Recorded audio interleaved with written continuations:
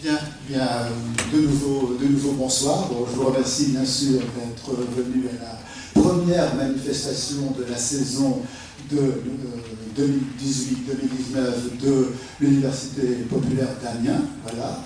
Cette saison risque d'être un petit peu plus difficile. Nous avons un programme très intéressant, rassurez-vous, parce que nous avons quelques problèmes avec notre subvention qui risque de nous être supprimée.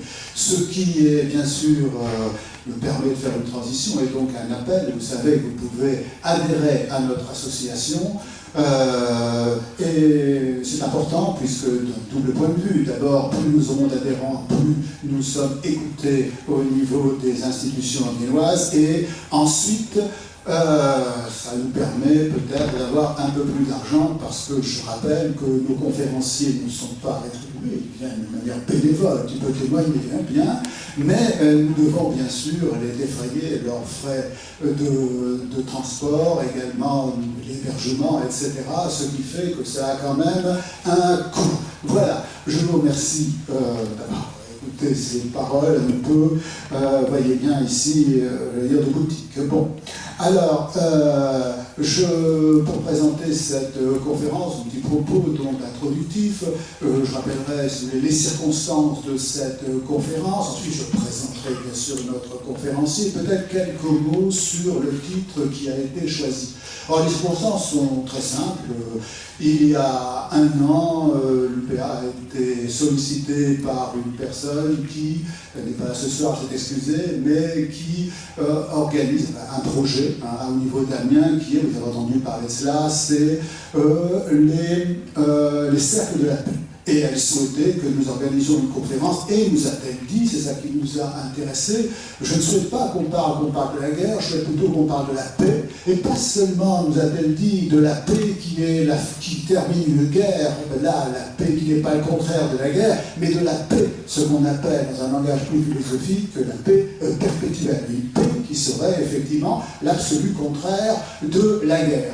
Alors nous l'avons prise au mot, hein, comme nous avons discuter de cela au niveau de notre bureau, et je dois dire que par chance, voilà, je connais quelqu'un qui peut parler de ces choses-là, puisqu'il les a étudiées assez longuement, bien, c'est Valérie Prat. Alors Valérie Prat, je te présente rapidement, hein, Valérie, tu es professeur de classe préparatoire, tu es également chercheur, hein, ta spécialité c'est philosophie du droit, bien, philosophie morale et philosophie du droit. Tu as récemment écrit un ouvrage qui était d'ailleurs une reprise de ta thèse, c'est Nuremberg, les droits de l'homme, le cosmopolitisme pour une philosophie du droit international. Cet ouvrage est en vente ici. J'insiste sur l'intérêt de cet ouvrage que j'ai lu avec beaucoup de passion, puisqu'il est à la fois, il y a trois dimensions. J'ai lu une dimension historique, où il reprend comment effectivement, à partir du tribunal de Nuremberg, comment s'est mise en place progressivement à travers des institutions, etc., l'idée d'un droit que nous allons appeler cosmopolite pour le distinguer du droit international, qui fera la distinction tout à l'heure, bien entendu. Il y a également une dimension juridique, c'est qu'elles sont effectivement la réforme du droit, une autre représentation du droit international, et enfin, une dimension aussi philosophique, vous savez que tu es philosophique, c'est ce droit qui est différent, international, qui est différent, cosmopolitique, hein, qui est différent du droit international, disons, traditionnel. Il faut bien le fonder. Sur quoi, effectivement, peut-on le fonder? Un droit qui serait au-delà, n'est-ce pas, des États, de la souveraineté des États, etc., ce qui est extrêmement problématique. D'ailleurs, sera sans doute l'objet du débat. Alors, quant au titre, voilà, vous avez bien sûr lu, hein, n'est-ce pas, le cosmopolitisme est-il un pacifisme? Le droit à la paix comme un droit de tout citoyen. Bien. Alors, je partirai pas d'une idée, hein, je partirai de ce qui pour moi est un présupposé. Bien, c'est que la guerre est sans doute le mal.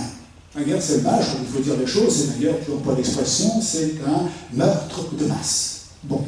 Alors, elle est le mal, non pas j'allais dire, non pas à raison du nombre de morts ou des destructions, parce que ça, c'est une conséquence, finalement, mais pour une raison plus profonde qui est à sa racine, c'est que la guerre considère tout individu comme étant qu'un moyen à la fois de machine à tuer, eh bien, on appelle ça l'héroïsme, on vante parfois une manière d'euphémiser cela en vantant, n'est-ce pas, des héros, des corps, etc., eh bien, je préfère utiliser la formule de Voltaire, qui parle, par Candide, d'une boucherie héroïque, bien.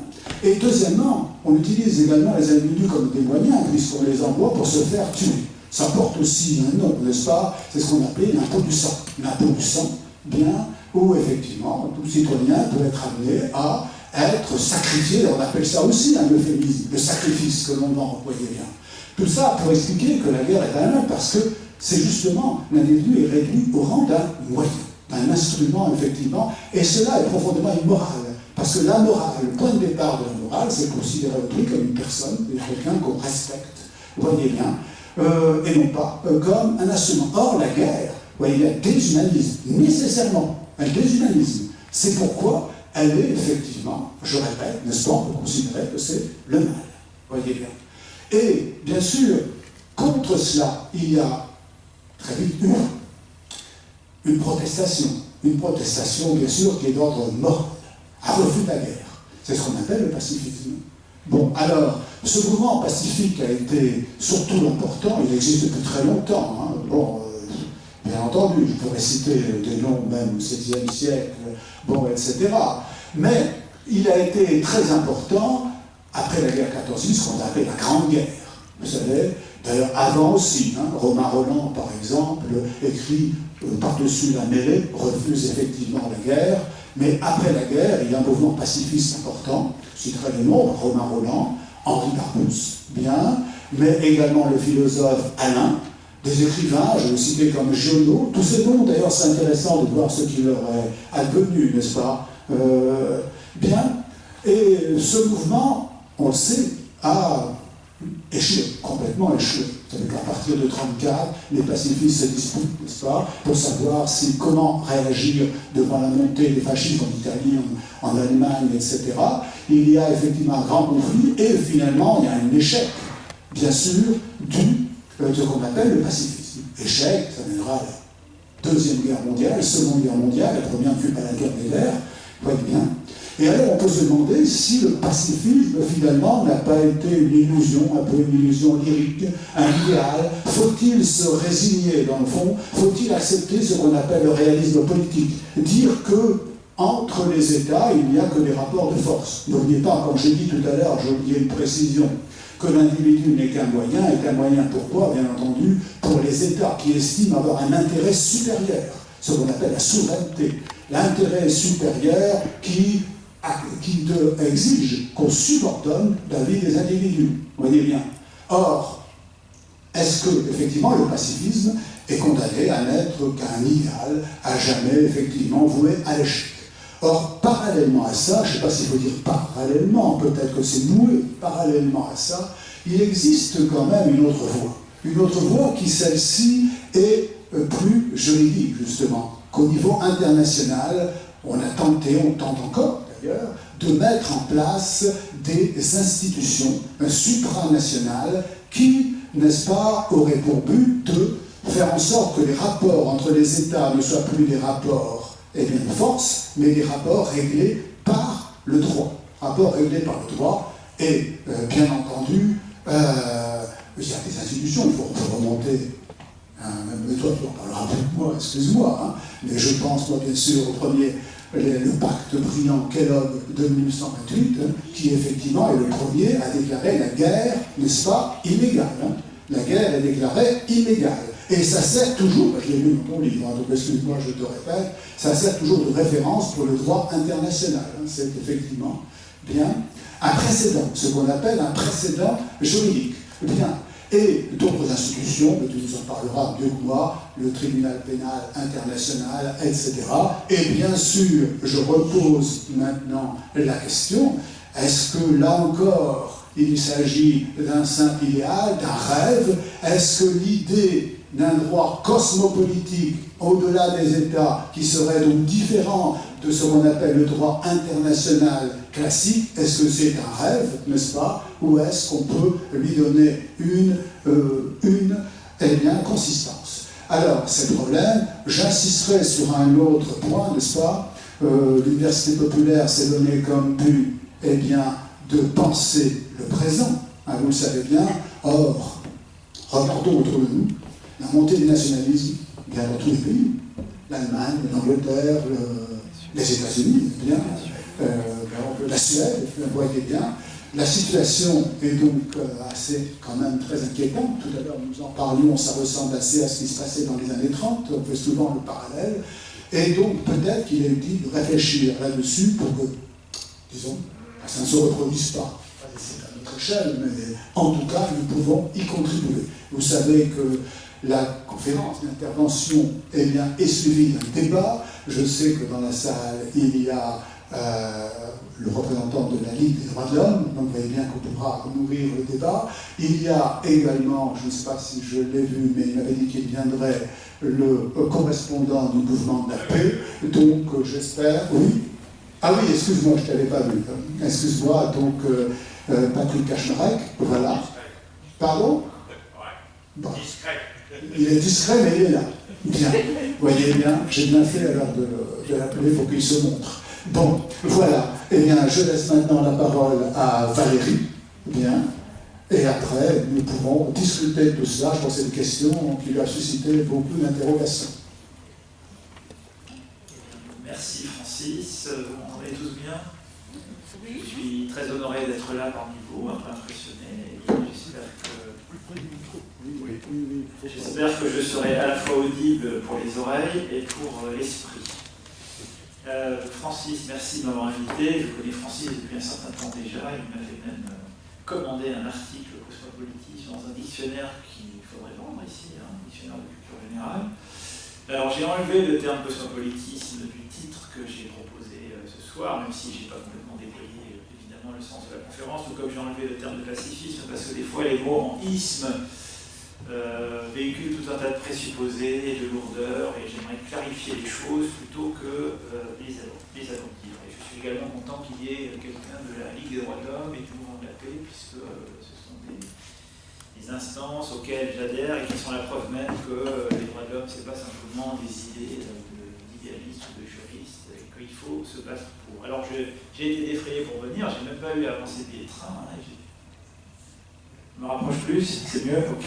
Je suis un peu intimidé par les micros, à vrai dire.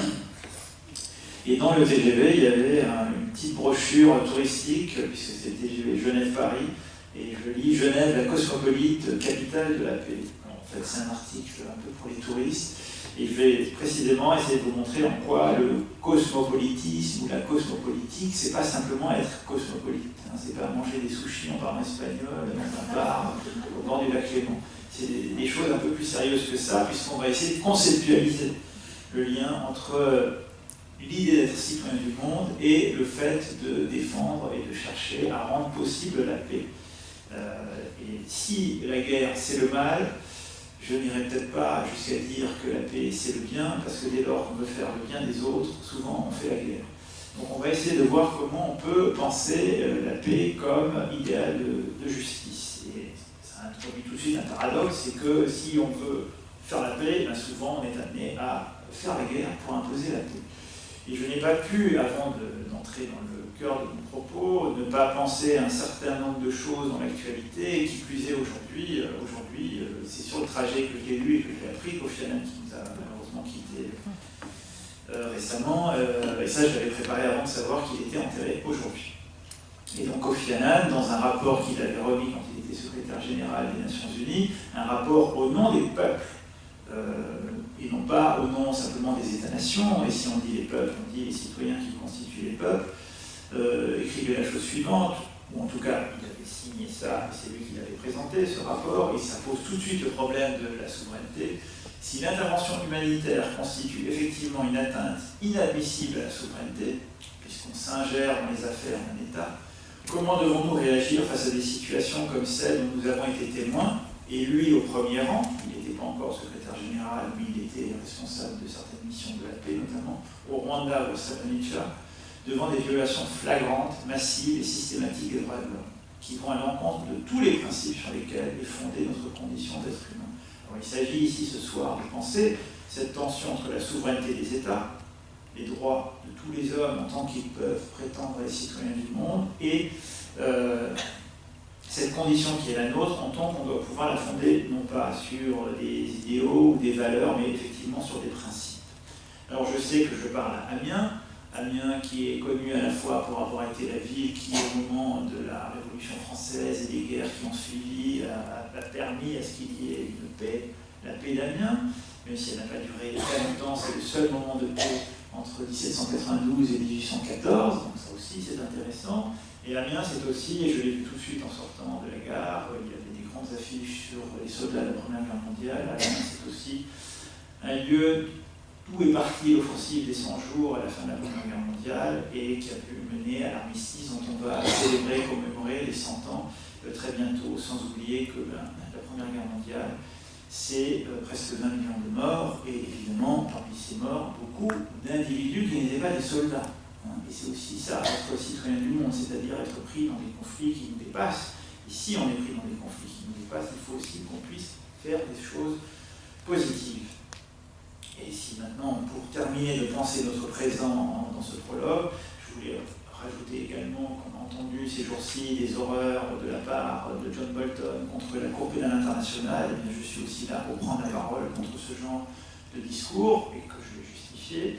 Et puis on sait aussi que la bataille d'Idlib est en train de se dérouler, et que c'est une catastrophe humanitaire sans nom, et on ne peut pas ne pas y être sensible, et c'est de là que naît l'idéal cosmopolitique, c'est-à-dire que nous sommes tous citoyens là d'une ville, Amiens, on se connaît un petit peu, on est des voisins ou pas, on est citoyen d'un pays, et donc on est attaché aux gens qui sont dans notre pays pour différentes raisons liées à l'histoire, et puis on est aussi citoyen européen, et au-delà de cela, citoyen du monde. Et c'est de ça qu'il va falloir partir, de la définition du cosmopolitisme, dans une perspective philosophique. Alors avant d'entrer dans le cœur du travail, j'avais aussi amené une image qui représente le mal tel que tu l'as décrit, le tableau de Henri Rousseau en 1894 au Salon des Indépendants, la guerre de la chevauchée de la discorde, avec durant l'exposition il y a eu cette phrase pour accompagner le tableau de la part du peintre: elle passe effrayante, laissant partout le désespoir, les pleurs,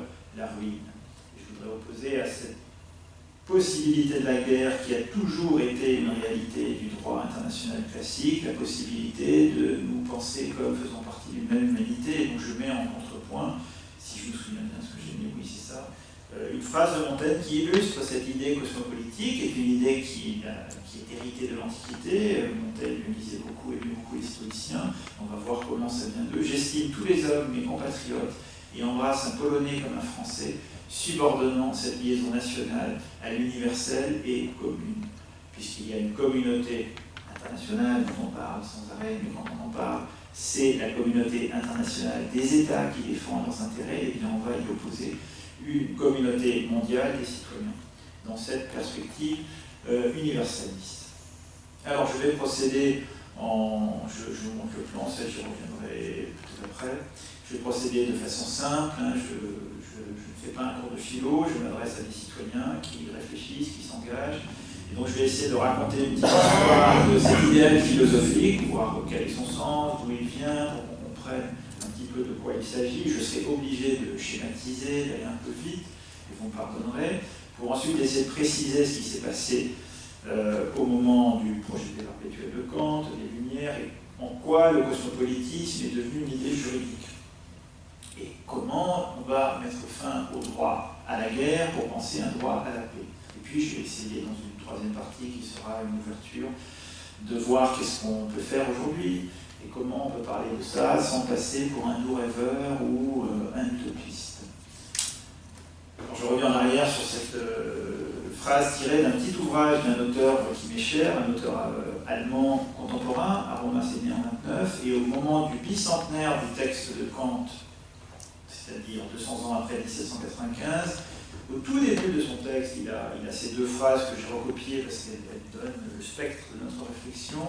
L'ordre républicain d'un État de droit démocratique, on a à la fois la République et la démocratie, on verra pourquoi c'est important, fondé sur les droits de l'homme, ne requiert pas seulement que les rapports internationaux dominés par la guerre bénéficient d'un encadrement minimal au nom du droit des gens, et je vous expliquerai ce que c'est, le droit international classique. Bien au contraire, l'état juridique intra-étatique doit déboucher sur un état juridique global qui tout à la fois unit les peuples et supprime la guerre. C'est-à-dire que l'horizon, c'est de faire de la guerre un interdit, pas simplement une possibilité.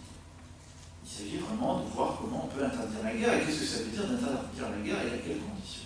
Alors le cosmopolitisme, le premier moment de la réflexion, on le sait souvent, le cosmopolitisme vient d'un philosophe cynique, Diogène de Sinope. C'est évidemment avant Jésus-Christ, je ne l'ai pas précisé, mais ça se voit vu dans le sens dans lequel ça va, 413-327. Il est contemporain de Socrate, puisque Socrate est condamné à mort en moins 399. Et on le représente souvent dans son amphore, ou c'est un tonneau en pierre, puisque comme un... C'est avant JC. Oui, je l'ai dit. C'est avant JC. Et le tableau, c'est après JC. C'est un tableau du XIXe siècle. Donc vous voyez, c'est une figure qui traverse les âges et on se l'imagine dans son tonneau, vivant loin de toute communauté humaine constituée, avec son lampadaire, sa lumière, parce que qu'est-ce qu'il cherchait avec sa lampe? Il cherchait l'homme de Platon, l'homme universel. Qu'est-ce que c'est que l'homme? Alors il se promène avec sa lampe et puis il y a des chiens qui l'accompagnent parce qu'il agissait contre toutes les conventions de l'époque. Le cynisme, ça vient du terme grec kunos, le chien. Et il se comportait, il vivait comme un chien. Quand l'empereur est venu le voir, Alexandre, il lui a dit mais qu'est-ce que tu veux, qu'est-ce que je peux t'offrir? Il lui a dit ôte-toi de mon soleil et tu me fais de l'ombre. Donc il avait cette idée qu'on n'appartient pas à une cité, une police, mais on appartient au monde, au cosmos. D'où le terme de cosmopolitisme. Le cosmopolitisme désigne la doctrine qui fait de nous des citoyens non pas d'une cité, mais d'un monde. Et on a d'emblée un paradoxe, puisque le monde n'est pas une cité. Comment peut-on faire du monde une cité? Et il est le premier à initier véritablement cette idée en disant qu'il n'y a qu'un seul gouvernement régulier, celui du monde. Et donc, il suffit de devenir cynique et de rejoindre la communauté des sages cyniques pour faire partie de cette communauté. Et il n'est pas le seul dans l'Antiquité à avoir défendu cette idée. Il y avait aussi ceux dont se réclame Montaigne, les stoïciens. Les stoïciens, quelques temps après, je donne juste des petits jalons, je n'entre pas dans le détail des dates, mais leur idée c'était bien que tout le monde appartient au cosmos, à la planète monde, mais le sage, lui, il est un peu plus fort, il appartient à la cité-monde, parce qu'il arrive à s'élever à un stade de la réflexion qui lui permet de transformer le monde en cité. Et ce qui va donner au stoïcisme une portée, une solidité historique, c'est l'Empire romain. Puisqu'avec Rome, et à Rome il y a des philosophes stoïciens comme Sénèque ou comme Cicéron, eh bien à Rome, l'idéal cosmopolitique va avoir petit à petit une réalité positive, puisque l'édit de Caracalla en 212 donne la citoyenneté romaine à tous les habitants de l'Empire. Alors l'Empire était immense, je n'ai peut-être pas mis l'Empire romain en carte, j'ai juste mis une petite étape, j'aurais peut-être dû. Et l'Empire romain s'étendant, il fallait régler les relations juridiques entre Rome et tous ses peuples. Et c'est de là que vient le ius gentium, le droit des gens, qui n'est pas le droit civil, qui règle le droit entre les citoyens de Rome et de la ville de Rome, mais qui est le droit qui règle les citoyens entre les différents peuples de l'Empire. Et ces différents peuples de l'Empire ne cessant de croître, il va s'agir de donner la citoyenneté à tous les habitants de l'Empire. Caracalla, en 212, dit « Je donne donc à tous ceux qui habitent l'Empire le droit de cité romaine, étant entendu que personne ne se trouvera hors du cadre des cités. Il se doit en effet que la multitude soit non seulement associée aux charges qui pèsent sur tous, mais qu'elle soit désormais aussi englobée dans la victoire. Et le présent édit englobera la majesté du peuple romain. » Donc le but, c'était aussi de lever plus d'impôts et aussi d'accroître le prestige de Rome. Donc il n'y avait pas qu'un idéal cosmopolitique là derrière. Et ça s'est prolongé avec le christianisme, puisque dans le christianisme, il y a une idée un peu plus universelle de l'homme, et surtout avec l'édit de Milan en 313, et ensuite le fait que le christianisme devienne religion officielle de l'Empire, eh bien, ça va permettre d'étendre cette citoyenneté aussi dans cette dimension spirituelle, religieuse, avec la fameuse formule, même si elle date d'Ovide, elle prend toute sa force, la fameuse formule papale, urbi et orbi. C'est-à-dire que la ville de Rome, c'est le monde. Si je reprends la formule d'Ovide et sa traduction, Romanae spatium est orbis et orbis idem. Les autres peuples ont des limites qu'ils ne doivent pas franchir, les limites de la ville de Rome et de l'univers sont identiques. Et le fait qu'elles soient identiques font de tous les citoyens de l'Empire romain et de la ville de Rome des citoyens du monde. Et on va retrouver ça dans la Bible à travers l'idée qu'il faut rendre à César ce qui est à César et à Dieu ce qui est à Dieu, et ce qui va distinguer la cité de Dieu de la cité terrestre. C'est-à-dire que pour le christianisme, le passage sur la terre n'est qu'un épiphénomène, et il s'agit ensuite de se réaliser dans la cité de Dieu, qui est là la véritable citoyenneté. Mais on peut quand même lire dans l'Épître aux Éphésiens que vous n'êtes plus des étrangers, ni des gens du dehors, vous êtes concitoyens des saints, gens de la maison de Dieu. Donc l'idée de citoyenneté mondiale, elle acquiert une autre dimension avec le christianisme. Mais ça, ce sont donc des jalons qui nous intéressent, mais ce n'est pas le propos du jour, hein, c'était des racines, ce à quoi on va arriver maintenant.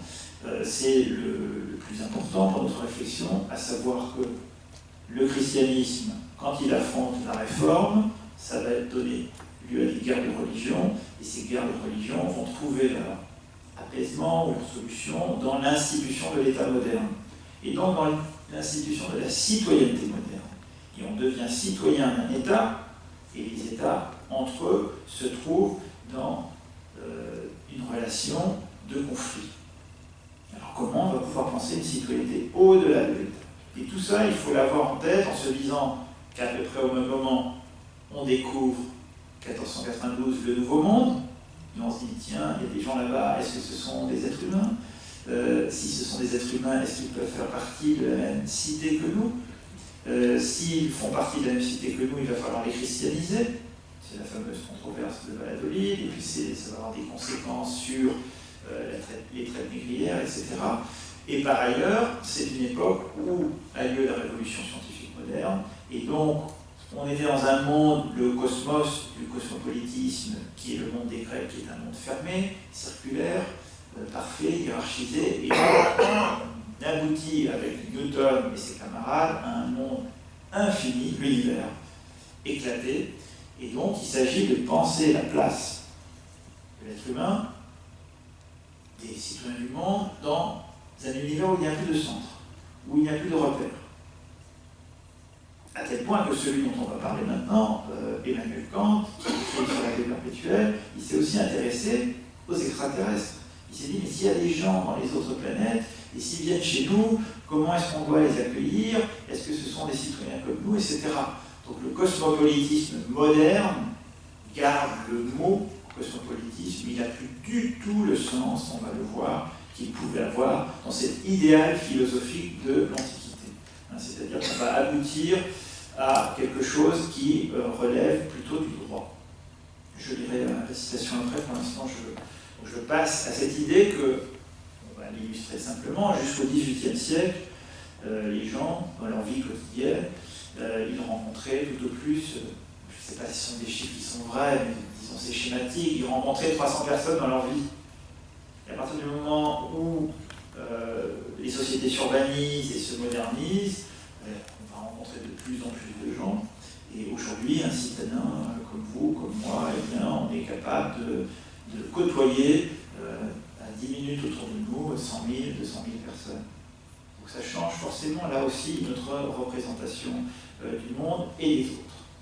Donc on se retrouve là, au XVIIIe siècle, dans des États constitués après les révolutions politiques modernes et des États qui se font la guerre.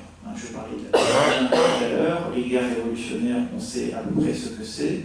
Et donc l'idée pour les philosophes à l'époque, eh bien, c'est que si les États se font la guerre, il faudrait qu'ils passent un contrat entre eux pour créer une instance supérieure qui permette de faire cesser la guerre. On le voit déjà chez Rousseau dans ses fragments sur l'état de guerre que j'ai affichés, quant à ce qu'on appelle communément le droit des gens, donc le jus gentium. Il est certain que, faute de sanctions, ces lois ne sont que des chimères plus faibles encore que la loi de nature. Celle-ci parle au moins au cœur des particuliers, au lieu que le droit des gens, n'ayant d'autre garant que l'utilité de celui qui s'y soumet, les intérêts dont parlait Francis tout à l'heure, qui instrumentalisent les individus, ces décisions ne sont respectées qu'autant que l'intérêt les confie.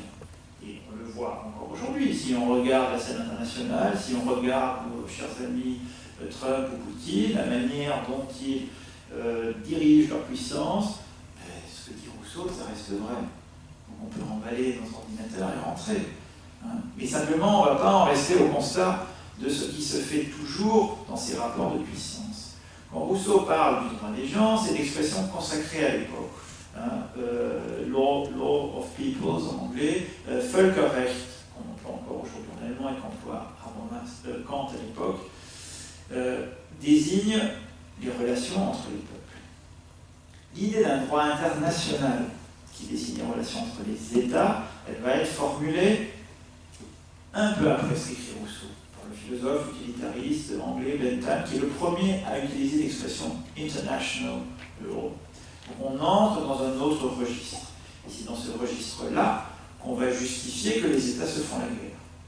Parce que dans le droit international, les États sont à égalité, ils sont souverains, et la guerre est une prérogative des États. Comment, dans ce cadre, pouvoir la faire cesser? Rousseau, lui, avait bien conscience du problème, il se disait je n'ai pas les moyens de m'en occuper, je n'ai pas le temps. Donc, vous êtes nombreux à connaître le contrat social, souvent on ne lit que le premier livre, ou même si on lit les suivants, on va jusqu'au bout. C'est à la dernière page qu'il écrit ceci, après avoir posé les vrais principes du droit politique et tâché de fonder l'État sur sa base, il resterait à l'appuyer par ses relations externes. Ce qui comprendrait qu'il faudrait que je m'attelle à la tâche de réfléchir aux droits des gens, au commerce, à la guerre, les conquêtes, le droit public, les ligues, etc. Mais tout cela forme un nouvel objet trop vaste pour ma courte vue. J'aurais dû la fixer toujours plus près de moi. Et celui qui va prendre le problème à bras-le-corps, en lisant Rousseau, c'est Emmanuel Kant, qui, dès ses premiers travaux, dans les années, ses premiers grands travaux, avant le projet perpétuel, en 1784 en l'occurrence, là, dans l'idée de l'histoire universelle, dès ses premiers travaux de philosophie politique et de philosophie de l'histoire, va écrire ce que je vais vous lire tout de suite, c'est-à-dire on est 20 ans après le contrat social de Rousseau et on est quelques années avant la Révolution française. Et la Révolution française, la Révolution américaine vont influencer sa réflexion. On note que dans le titre de cet opuscule, il y a le mot cosmopolitique. Il y a une intention cosmopolitique, il y a une visée cosmopolitique. Et on va lire ce petit passage qui se trouve à la fin. Comment nos descendants éloignés, donc nous aussi nous pensons aux générations futures, et on voit qu'ils y pensent, comment ils vont se représenter la manière dont nous avons agi à cette époque de l'histoire. Comment s'y prendront-ils pour porter le fardeau de l'histoire que nous pourrons leur laisser après quelques siècles? Ils jugeront sans doute de la valeur des temps les plus anciens, dont il se pourrait que les documents écrits soient pour eux depuis longtemps perdus, à partir du seul point de vue qui les intéresse. Et quel est ce point de vue? Qu'ont-ils fait, les peuples et les gouvernants, de favorable ou de préjudiciable à l'intention cosmopolitique? Qu'ont-ils fait en faveur de l'idée d'une citoyenneté mondiale? Qu'ont-ils fait en faveur du droit de chaque citoyen du monde à la vie, à la liberté, à l'égalité? Et on a toujours ce projet de perpétuel en tête, 1795, mais je voudrais rappeler aussi qu'après le texte de 1784, en 1793, Kant écrit un texte sur un dicton. J'ai mis le résumé théorie et pratique, le titre est plus long, et c'est un titre qui discute un dicton. Souvent on dit que c'est bien en théorie, mais cela vaut rien en pratique. Et Kant va répondre aux gens qui disent ça, mais vous n'avez rien compris à ce qu'est la théorie, et vous n'avez rien compris à ce qu'est la pratique. Les problèmes philosophiques que l'on pose sont des problèmes pratiques. Et donc il faut élaborer des théories qui permettent de les penser, de les résoudre. Voilà, donc il constate que les nations ne cessent de se faire la guerre, ou de moins de la préparer, y dépensant ainsi toutes leurs forces, même en temps de paix. Et plus que par les malheurs qu'elle provoque, la guerre est un mal par la violation des droits de l'homme. qui en résulte, la corruption morale qui accompagne nécessairement la détresse et le mépris du droit. Aussi, le spectacle de l'histoire peut-il conduire à désespérer de l'humanité, donc de nous-mêmes. Et si on est là, c'est qu'on essaye d'avoir encore de l'espoir. Faudra-t-il donner raison à ceux qui voient dans l'exigence de droit et de paix un songe creux, bon en théorie mais non en pratique? La seule leçon de l'histoire semble être que le droit des gens, et avec lui tout droit et toute moralité, sont des rêves. Ce que nous avons dit jusqu'ici est remis en cause si nous pouvons espérer en l'humanité, s'il ne nous est pas permis de penser qu'elle progresse vers le droit dans les rapports entre les États eux-mêmes. Et il s'agit de penser cette progression. Et c'est à l'occasion de la paix de Bâle, le 5 avril, qui est signée le 5 avril 1795, entre la France et la Prusse. Donc la paix de Bâle, c'est après la paix d'Amiens. Non, c'est avant la paix d'Amiens. Avant, mais c'est avant la paix d'Amiens, pardon, excusez-moi. Qui aura duré moins longtemps que la paix d'Amiens, justement. Au moment de la paix de Bâle, Kant écrit son projet de paix philosophique à la manière d'un traité de paix dont il va se moquer. À la manière d'un traité de paix diplomatique dont il va montrer les limites. J'ai mis le titre en allemand, non pas parce que vous parlez tous forcément allemand, mais pour vous dire qu'on traduit toujours vers la paix perpétuelle, à la paix perpétuelle, projet de paix perpétuelle, enfin il y a plein de traductions différentes. Comme ça, vous pouvez vous référer au titre original et quand vous achetez l'édition, choisir aussi en fonction de ça. Zum ewigen Frieden, à la paix perpétuelle, un projet philosophique d'Emmanuel Kant qui a tout de suite eu du succès, qui a tout de suite été traduit en français. Alors, c'est avec ce texte que le cosmopolitisme devient juridique, que le cosmopolitisme n'est plus simplement un idéal philosophique, encore moins une utopie, mais une manière de penser le droit autrement, de penser une nouvelle catégorie du droit. Parce que certes, chez Kant, le cosmopolitisme a une dimension morale. Nous sommes tous des êtres humains doués de dignité, respectables, et en tant que tels, nous devons être traités toujours comme des fins, et pas simplement comme des moyens. Moi, je suis un moyen pour vous de faire une conférence, vous êtes un moyen pour moi d'avoir des gens qui m'écoutent, mais évidemment, nos relations ne sauraient se réduire à cela. Donc il y a une dimension morale à son cosmopolitisme, mais là, il va développer la dimension juridique. C'est-à-dire que les individus sont des sujets de droit, non seulement de leurs États, mais d'autres choses. C'est cette autre chose qu'il va s'agir de penser. Et dès le début de son texte, il pense une constitution cosmopolitique. Qu'est-ce que ce serait qu'une constitution mondiale? Qu'est-ce que ce serait qu'une constitution qui va au-delà de l'État? Songeons à la constitution européenne. Est-ce qu'on pourrait avoir quelque chose comme une constitution mondiale? On en parlera. Alors, dans ce texte, il écrit ce que je lis, ce qui est à l'écran. Les liaisons extrêmement étroites qui se sont établies entre les peuples, ayant été portées au point qu'une violation de droit commise en un lieu est ressentie partout. Vous voyez, déjà au XVIIIe siècle, il y avait cette conscience qu'on pouvait être indigné par ce qui se passait, par exemple, à l'époque en Inde. Je crois que Kant, à un moment donné, cite les crimes commis en Inde. Nous, on s'indigne aujourd'hui de la manière dont les Ouïghours sont traités en Chine. La représentante du commissariat aux droits de l'homme des Nations Unies, il y a quelques jours, a fait un discours dans lequel elle n'a pas manqué de rappeler ces crimes, tout comme elle a parlé des crimes commis contre les Rohingyas. Eh bien, ça nous affecte. Et sur quoi se fonde cet affect? Et comment est-ce qu'on peut ne pas en rester à l'affect? Alors, il propose une idée. Ainsi, l'idée du droit cosmopolitique n'est pas une manière chimérique et exaltée de se représenter le droit. Ce n'est pas un délire de philosophe, mais constitue un complément indispensable du code non écrit. Donc d'un code qu'il faut écrire, ou qu'il faut en faire du droit positif. Le droit positif, c'est le droit qui est écrit, qui comprend, c'est une fusée à 3 étages, le droit civil, qui régit les relations entre les citoyens dans leur État, aussi bien que le droit des gens, donc le droit entre les États eux-mêmes, comme puissance souveraine, en vue de réaliser le droit public de l'humanité. Donc droit civil, droit des gens et droit cosmopolitique qui ensemble constituent ce qu'il appelle, l'expression est notable, le droit public de l'humanité pour nous conduire à la paix perpétuelle. Alors je lis en mes notes un commentaire d'une philosophe contemporaine, Sheila Ben-Ami, qui précise ceci: le cosmopolitisme commence vraiment lorsque Kant le pense en termes de revendications transfrontalières, qui peuvent être protégées par une communauté civile mondiale pour tous les êtres humains. Mais ce n'est pas suffisant. Nous avons des traités, nous avons des déclarations, on en parlera, mais nous n'avons pas les structures politiques pour soutenir le projet de ce cosmopolitisme juridique. Le règlement de toutes les questions que l'on se pose revient systématiquement aux États, en tant que ce sont toujours eux qui sont les entités actives. Et la question est de savoir quelle est la place de l'État, quelle est la place de la souveraineté de l'État dans cette structure. Il nous faut imaginer les institutions politiques qui correspondent au développement formidable du droit international en ce moment, de l'ordre juridique international, tant au niveau des droits de l'homme qu'au niveau de ce qu'on appelle la loi des transactions de capitaux, la lex mercatoria, et tous les problèmes que posent les transactions financières et le capitalisme tentaculaire et les multinationales, qui portent autant atteinte à l'idée de citoyenneté mondiale que les États. Autant, ou sinon plus, ou autrement, et en plus quand elles sont en connivence avec les États, c'est vraiment dangereux pour cette idée de citoyenneté mondiale. Tout ça n'est pas négligeable. Alors quand, dans son projet, lui, comme vous le voyez, prétend se démarquer de tout utopisme, la paix perpétuelle, il la considère dans une perspective pratique.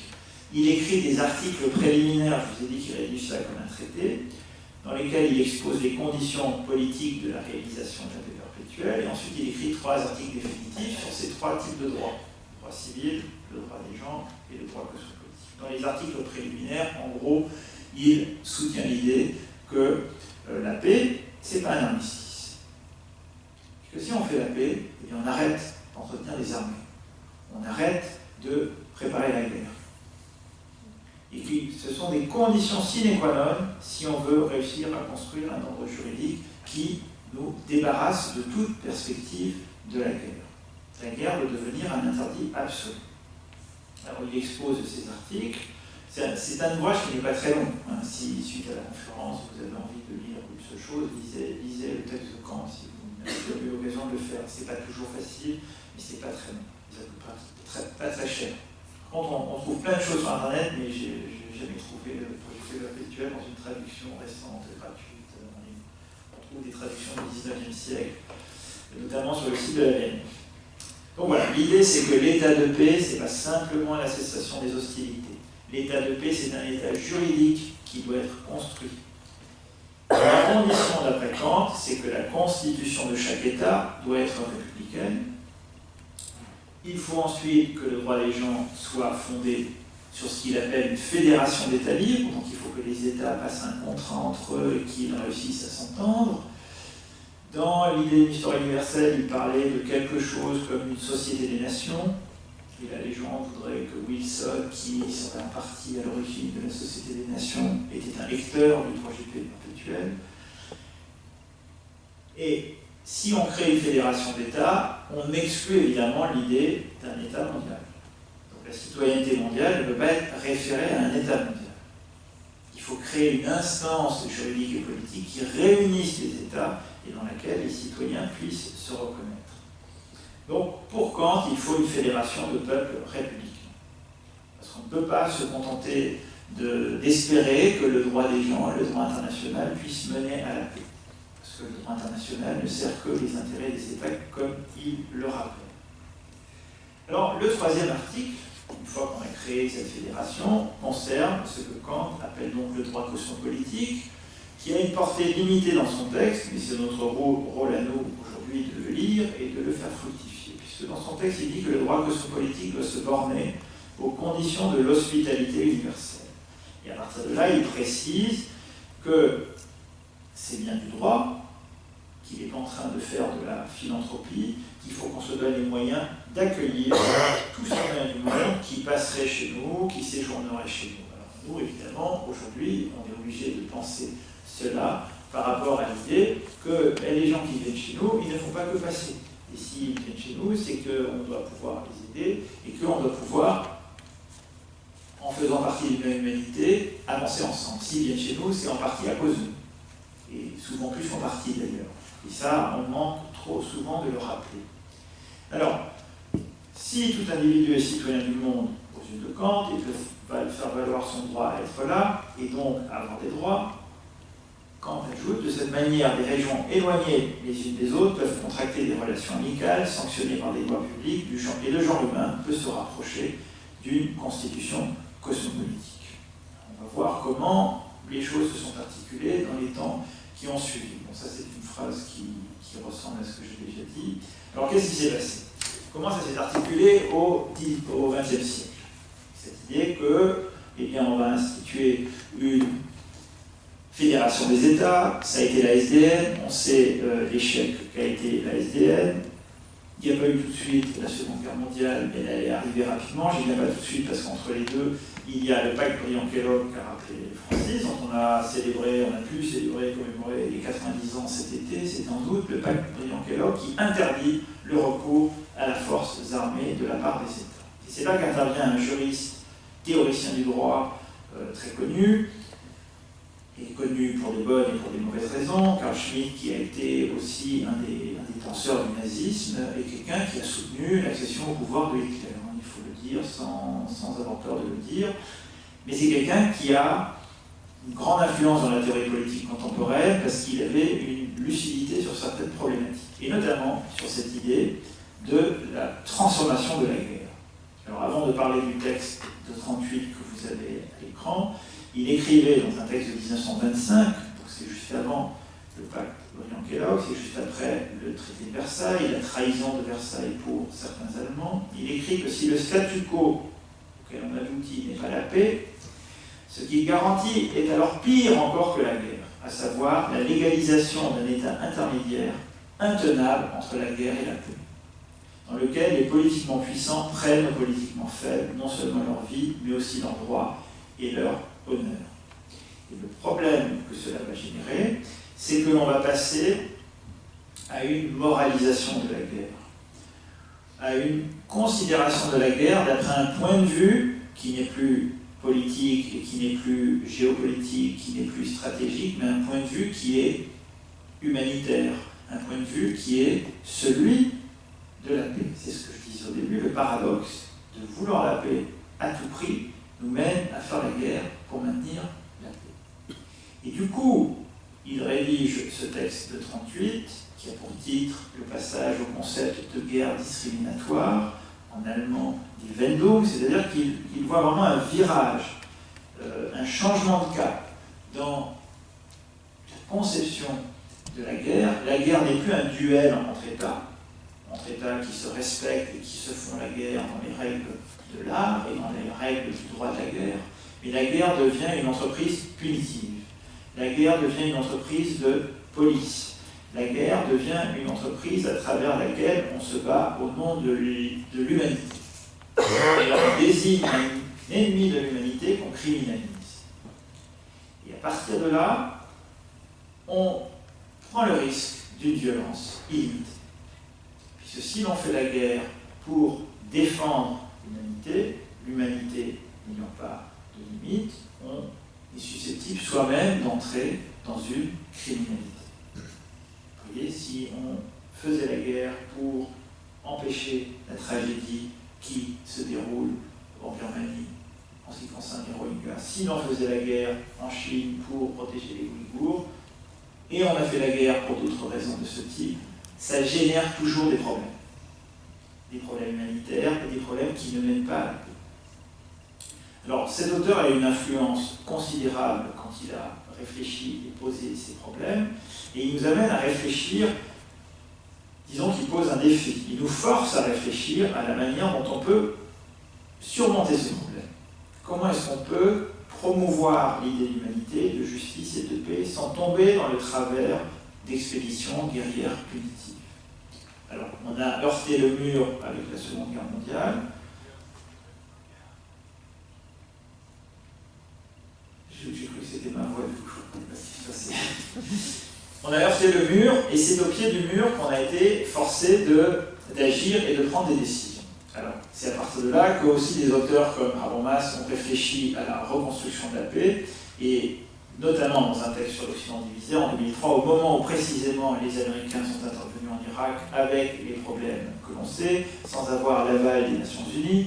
Et là, à l'époque, on s'en souvient tous, il y avait ceux qui défendaient l'idée qu'on ne pouvait pas intervenir dans ces conditions, qui défendaient un idéal pacifiste, qui avait ses torts et qui avait ses raisons, parce qu'on avait aussi envie que Saddam Hussein puisse être dégagé, mais on a vu dans quelles conditions ça a été fait ensuite. Et puis il y avait George Bush et ses compères qui sont allés semer la zizanie qui se poursuit aujourd'hui avec la Syrie. Bon. Alors Habermas écrit dans la lignée de Kant à ce moment-là, et dans la lignée de ce qu'on est en train de dire, c'est pour ça que j'ai choisi cet extrait, qui est un peu long mais qui synthétise, qui permet de se recentrer sur nos problématiques. Il écrit ceci. C'est un entretien, donc c'est assez facile à lire et à suivre, à comprendre.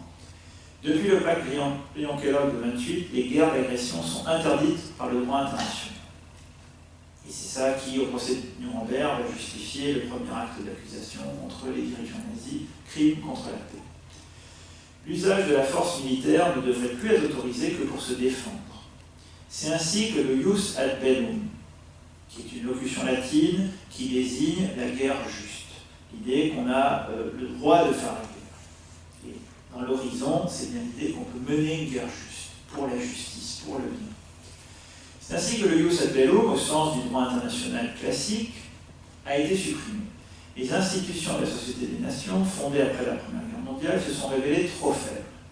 C'est pour cette raison que les Nations Unies, après la Seconde Guerre mondiale, ont obtenu le droit de mener des opérations de maintien de la paix. On ne dit plus guerre, on dit opération de maintien de la paix. Il faudra réfléchir à la différence.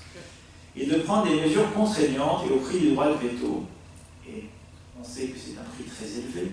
Elles ont obtenu la coopération des grandes puissances de l'époque. La Charte des Nations Unies établit la priorité du droit international sur les systèmes juridiques nationaux.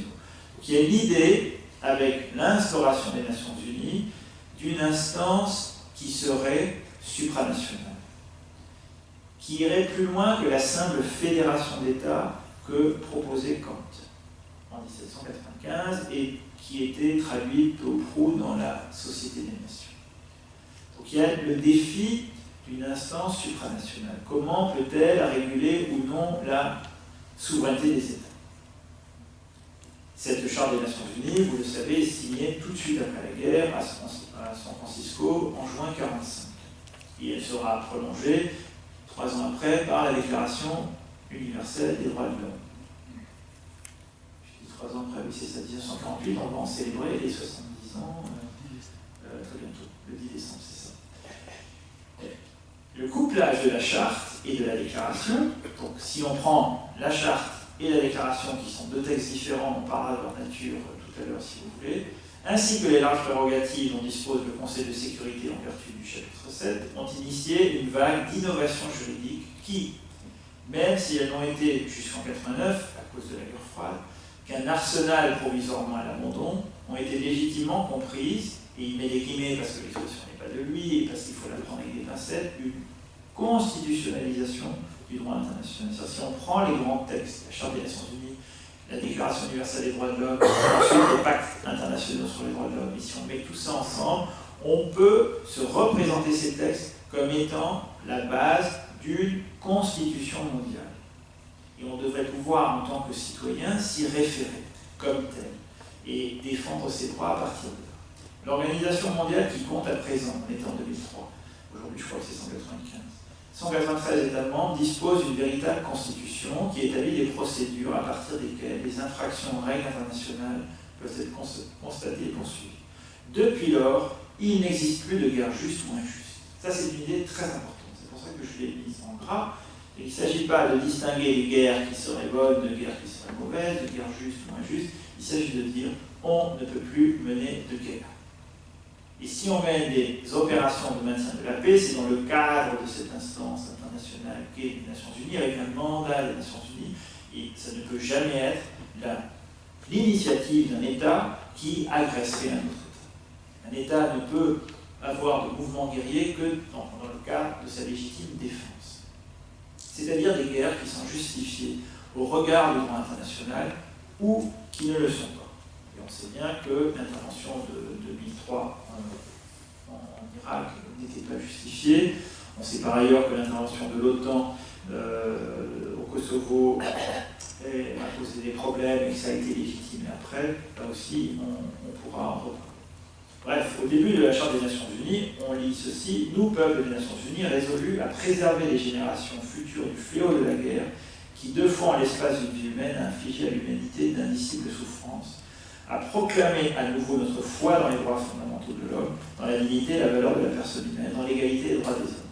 La Charte des Nations Unies s'ouvre sur la dénonciation de la guerre, donc l'idéal de paix qui est cherché, couplé à la Déclaration des droits de l'homme, à l'idée qu'il faut défendre ces droits et les déclarer. Donc il va falloir penser ces droits de l'homme comme des droits des citoyens du monde. Et de l'autre côté de l'Atlantique, à Nuremberg et à Londres, en même temps, à Londres, on signe l'accord du 8 août 1945, à partir duquel on va pouvoir poursuivre des individus en droit international. C'est-à-dire que le procès de Nuremberg, le tribunal militaire international, inaugure la possibilité de poursuivre des individus devant des instances internationales. Donc ils sont traités comme des citoyens du monde, et pas simplement comme des citoyens de leur État. Ce n'est pas l'Allemagne nazie en tant que telle qui est poursuivie, mais ce sont ses représentants, en tant que sujets individuels. Ils sont grosso modo 23 à être là, entre ceux qui sont là et ceux qui n'ont pas pu être appréhendés, comme Bormann par exemple. Et ils sont poursuivis pour 3 crimes. Je ne vais pas rentrer dans le détail, mais je vais juste vous les rappeler, parce que c'est important pour nous. Je l'ai dit tout à l'heure, ils sont poursuivis pour crimes contre la paix. Parce que le recours à la guerre avait été interdit par le pacte Briand-Kébel. Ils sont ensuite poursuivis pour des crimes qui sont plus classiques dans le droit international, les crimes de guerre, des crimes commis par des soldats sur le théâtre de guerre qui ne respectent pas les règles de la guerre, et puis ils sont poursuivis. C'est ce qu'on a retenu surtout, même si ça n'était pas le plus important pendant le procès, mais ça a eu une postérité pour crimes contre l'humanité. Et si je me souviens bien, je crois qu'il n'y a aucun des militaires nazis qui n'a été condamné que pour des crimes contre l'humanité. C'est-à-dire que ces crimes étaient subordonnés aux crimes de guerre ou aux crimes contre la paix. Et le fait de séparer les crimes contre l'humanité des autres crimes, ça n'est arrivé qu'au tribunal pénal international pour les ex-Yougoslavie et ensuite pour le Rwanda. Alors ça nous oblige, et je m'appuie toujours sur cet auteur dans un texte plus récent, ça nous oblige à repenser la souveraineté. Si on poursuit des individus devant des instances internationales, et si les individus peuvent revendiquer leurs droits devant des instances supranationales, ça veut dire que la souveraineté au sens classique n'est plus opératoire. Je lis cette phrase, le sens classique de la souveraineté s'est en effet déjà déplacé dans une direction anticipée par le juriste autrichien internationaliste Hans Kelsen, qui est un juriste du XXe siècle, qui est un peu le contrepoint de Carl Schmitt, dont on a parlé tout à l'heure. L'État souverain doit aujourd'hui se comporter comme un agent faillible de la communauté mondiale, ce que disait Kofi Annan en ouverture. Sous la menace de sanctions, il a pour mission de garantir à l'intérieur des frontières nationales et à tous les citoyens de façon égale les droits de l'homme positivement reconnus comme droits fondamentaux. C'est-à-dire que la souveraineté de l'État, ce n'est pas le droit de faire ce qu'il veut. La souveraineté de l'État, c'est l'idée que c'est à lui qu'incombe la responsabilité de protéger ses citoyens. Et si l'État faillit dans cette mission, eh bien, il revient à la communauté mondiale, les États, à la communauté internationale des citoyens, de trouver des solutions pour corriger cela, pour agir là-dessus. Et c'est le problème face auquel on est aujourd'hui. Comment est-ce qu'on fait pour défendre ces droits? Alors, on le voit dans un autre texte de Habermas qui nous éclaire encore. Si la politique des droits de l'homme devient à la fois l'instrument qui impose les intérêts des grandes puissances et la feuille de vigne avec laquelle on le masque, si la superpuissance américaine met de côté la Charte des Nations Unies pour se confectionner un droit d'intervention à sa mesure, si elle conduit une invasion au mépris du droit humanitaire international et qu'elle la justifie en invoquant des valeurs universelles, donc si on a toutes ces conditions, alors on a raison de soupçonner le programme des droits de l'homme et de penser qu'il réside dans l'impérialisme au moyen duquel on en mésuse. C'est-à-dire que le risque, quand on défend les droits de l'homme, c'est qu'on se fasse accuser de droit de l'hommisme et de vouloir imposer une conception occidentale de l'homme dans le monde entier. Et c'est précisément pas ce que nous cherchons à penser ici quand on pense les droits fondamentaux de tout citoyen du monde. Quand il disait dans le passage précédent que ce sont des droits fondamentaux, ça veut dire qu'ils sont au fondement de quelque chose. Ils ne sont pas simplement au fondement de l'individu que nous sommes, ils sont au fondement de notre existence politique. Et c'est par ces droits que nous sommes reconnus comme citoyens et que nous pouvons construire quelque chose comme une entité politique mondiale commune, qui ne serait pas une république mondiale, puisqu'il n'y a pas d'État, qui ne serait pas une cité mondiale, puisque ça c'est un idéal grec dépassé au sens historique et au sens de la citoyenneté grecque telle qu'elle était pensée, mais penser quelque chose comme une entité politique commune, quelque chose que nous avons en commun.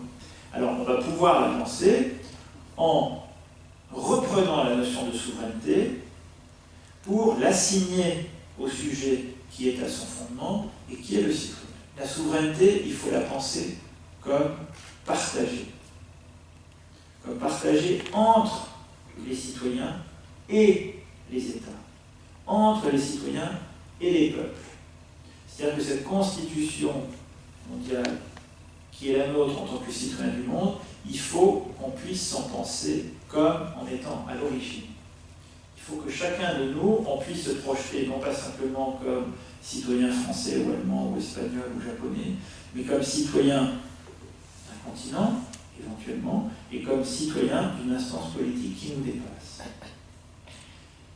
Ça veut dire qu'il va falloir repenser la Déclaration universelle des droits de l'homme, un peu comme la nôtre. La nôtre, elle s'appelle comment? Elle ne s'appelle pas simplement Déclaration des droits de l'homme. Souvent, les élèves oublient ça, pour ceux qui ont des élèves, c'est Déclaration des droits de l'homme et du citoyen.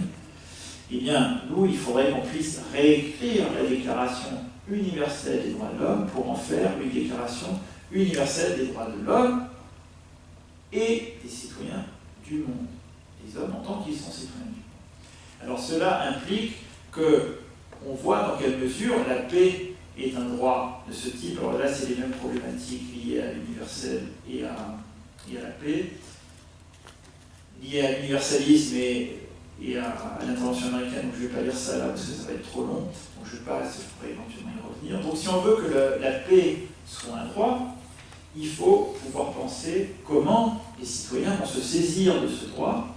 Et alors on peut s'appuyer sur ce qui a été fait dans les instances internationales et sur ce qu'il reste à faire. Alors il existe une déclaration sur le droit des peuples à la paix qui est approuvée par l'Assemblée générale des Nations unies en 1984, et cette déclaration proclame que les peuples ont un droit, l'expression peut étonner, mais c'est dans le texte juridique, ont un droit sacré à la paix, et qu'il s'agit de préserver le droit des peuples à la paix et promouvoir la réalisation de ce droit, sachant que pour chaque État, c'est une obligation fondamentale. Et pour permettre cet exercice du droit des peuples à la paix, il faut que les États cessent de se menacer les uns les autres, cessent de préparer la guerre, et donc les Nations Unies lancent un appel à tous les États pour qu'ils travaillent en ce sens. Et ça a été prolongé par deux autres idées importantes dans les années 2000. D'une part, par l'idée initiée par Kofi Annan que les États ont la responsabilité de protéger les citoyens des autres États. C'est ce qui s'appelle la R2P, Responsibility to Protect. À travers cette responsabilité de protéger, on ne se permet plus d'ingérer dans les affaires d'un autre État, c'était le droit d'ingérence, mais on se donne les moyens, en tant que communauté mondiale des citoyens, de cibler des endroits où il est nécessaire d'intervenir pour prévenir des génocides, pour prévenir des crimes contre l'humanité. Alors, c'est très récent et ça a été utilisé dans des cas qui posent problème récemment, notamment en Libye, par exemple, ou en Côte d'Ivoire. Mais c'est une idée qui avance, sur laquelle les juristes travaillent. Donc il y a cette idée de responsabilité de protéger, et puis il y a l'idée, développée dans une résolution de 2016, du droit à la paix.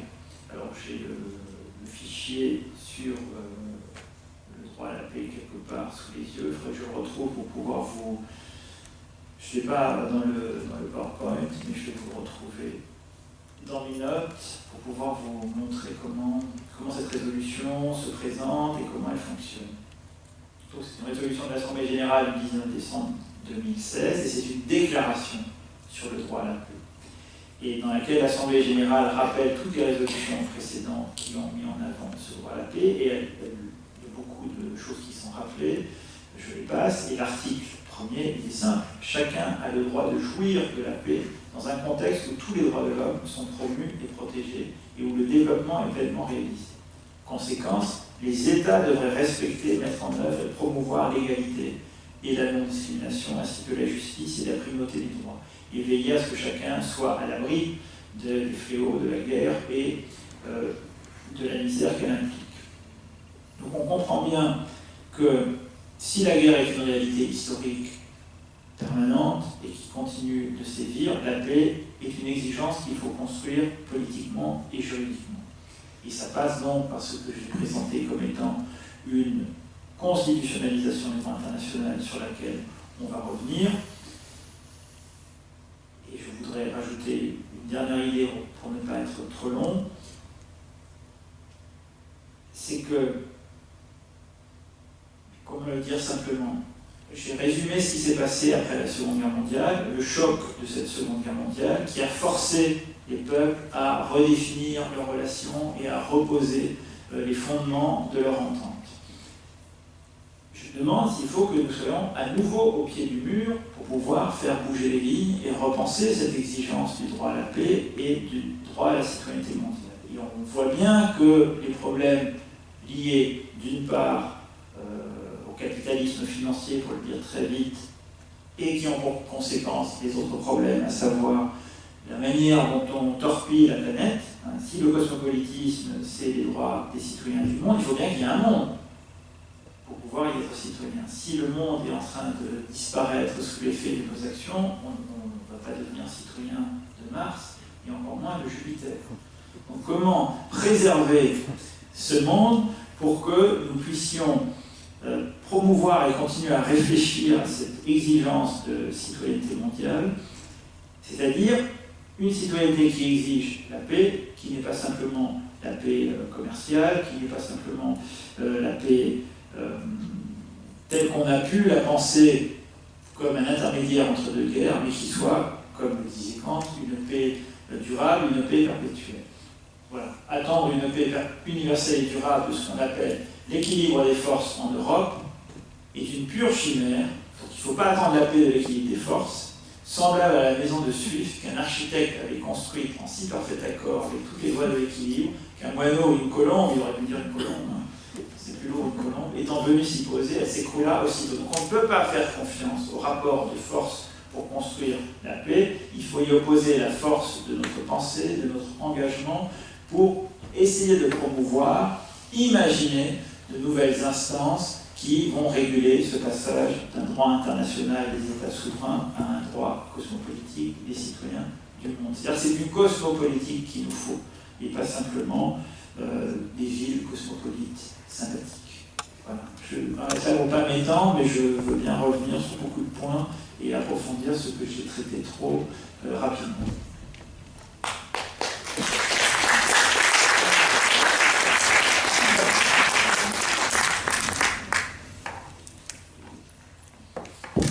Voilà, donc comme je l'avais annoncé avant de donner la parole à Valérie, la parole maintenant, n'est-ce pas, dans la salle. Alors, je suppose qu'il y a beaucoup de questions qui vont se poser après cet exposé. Oui.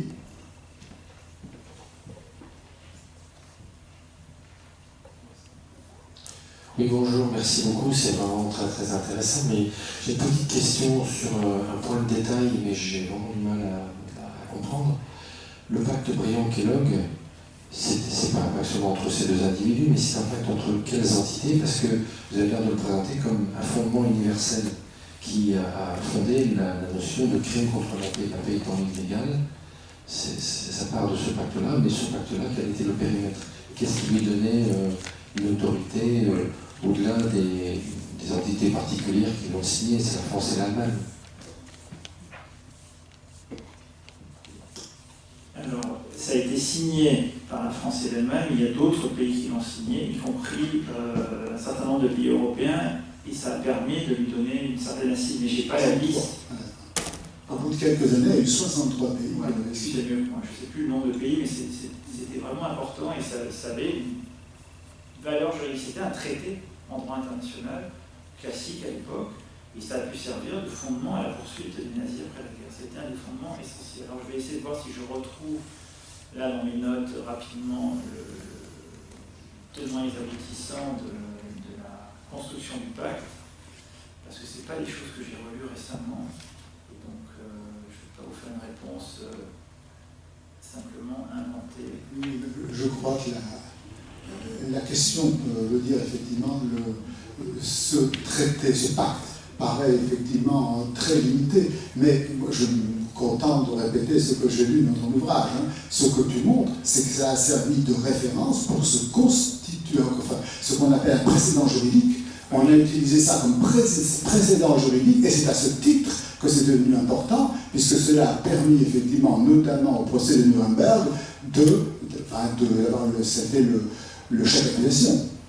Là, j'ai retrouvé ce que je cherchais. Donc, il est signé le 27 août 28, il est entré en vigueur, donc un traité, ça entre en vigueur au bout d'un certain temps, en fonction du nombre de signataires. Il y a 15 pays signataires, dont l'Allemagne, qui renoncent à la guerre en tant qu'instrument politique national dans leurs relations mutuelles. 40 pays ont signé ce traité dans les années qui ont suivi, peut-être encore plus après, et dont toutes les grandes puissances de l'époque, sauf l'Union soviétique. L'Union soviétique, c'est évidemment lié à l'état dans lequel elle est en train de se transformer, etc. Donc c'est un traité qui prolonge d'autres traités qui, là aussi, essayent de limiter la guerre, notamment, mais d'une autre manière, les traités de La Haye, par exemple, sur l'usage des armes, etc. Donc ça faisait partie du droit classique de la guerre à l'époque.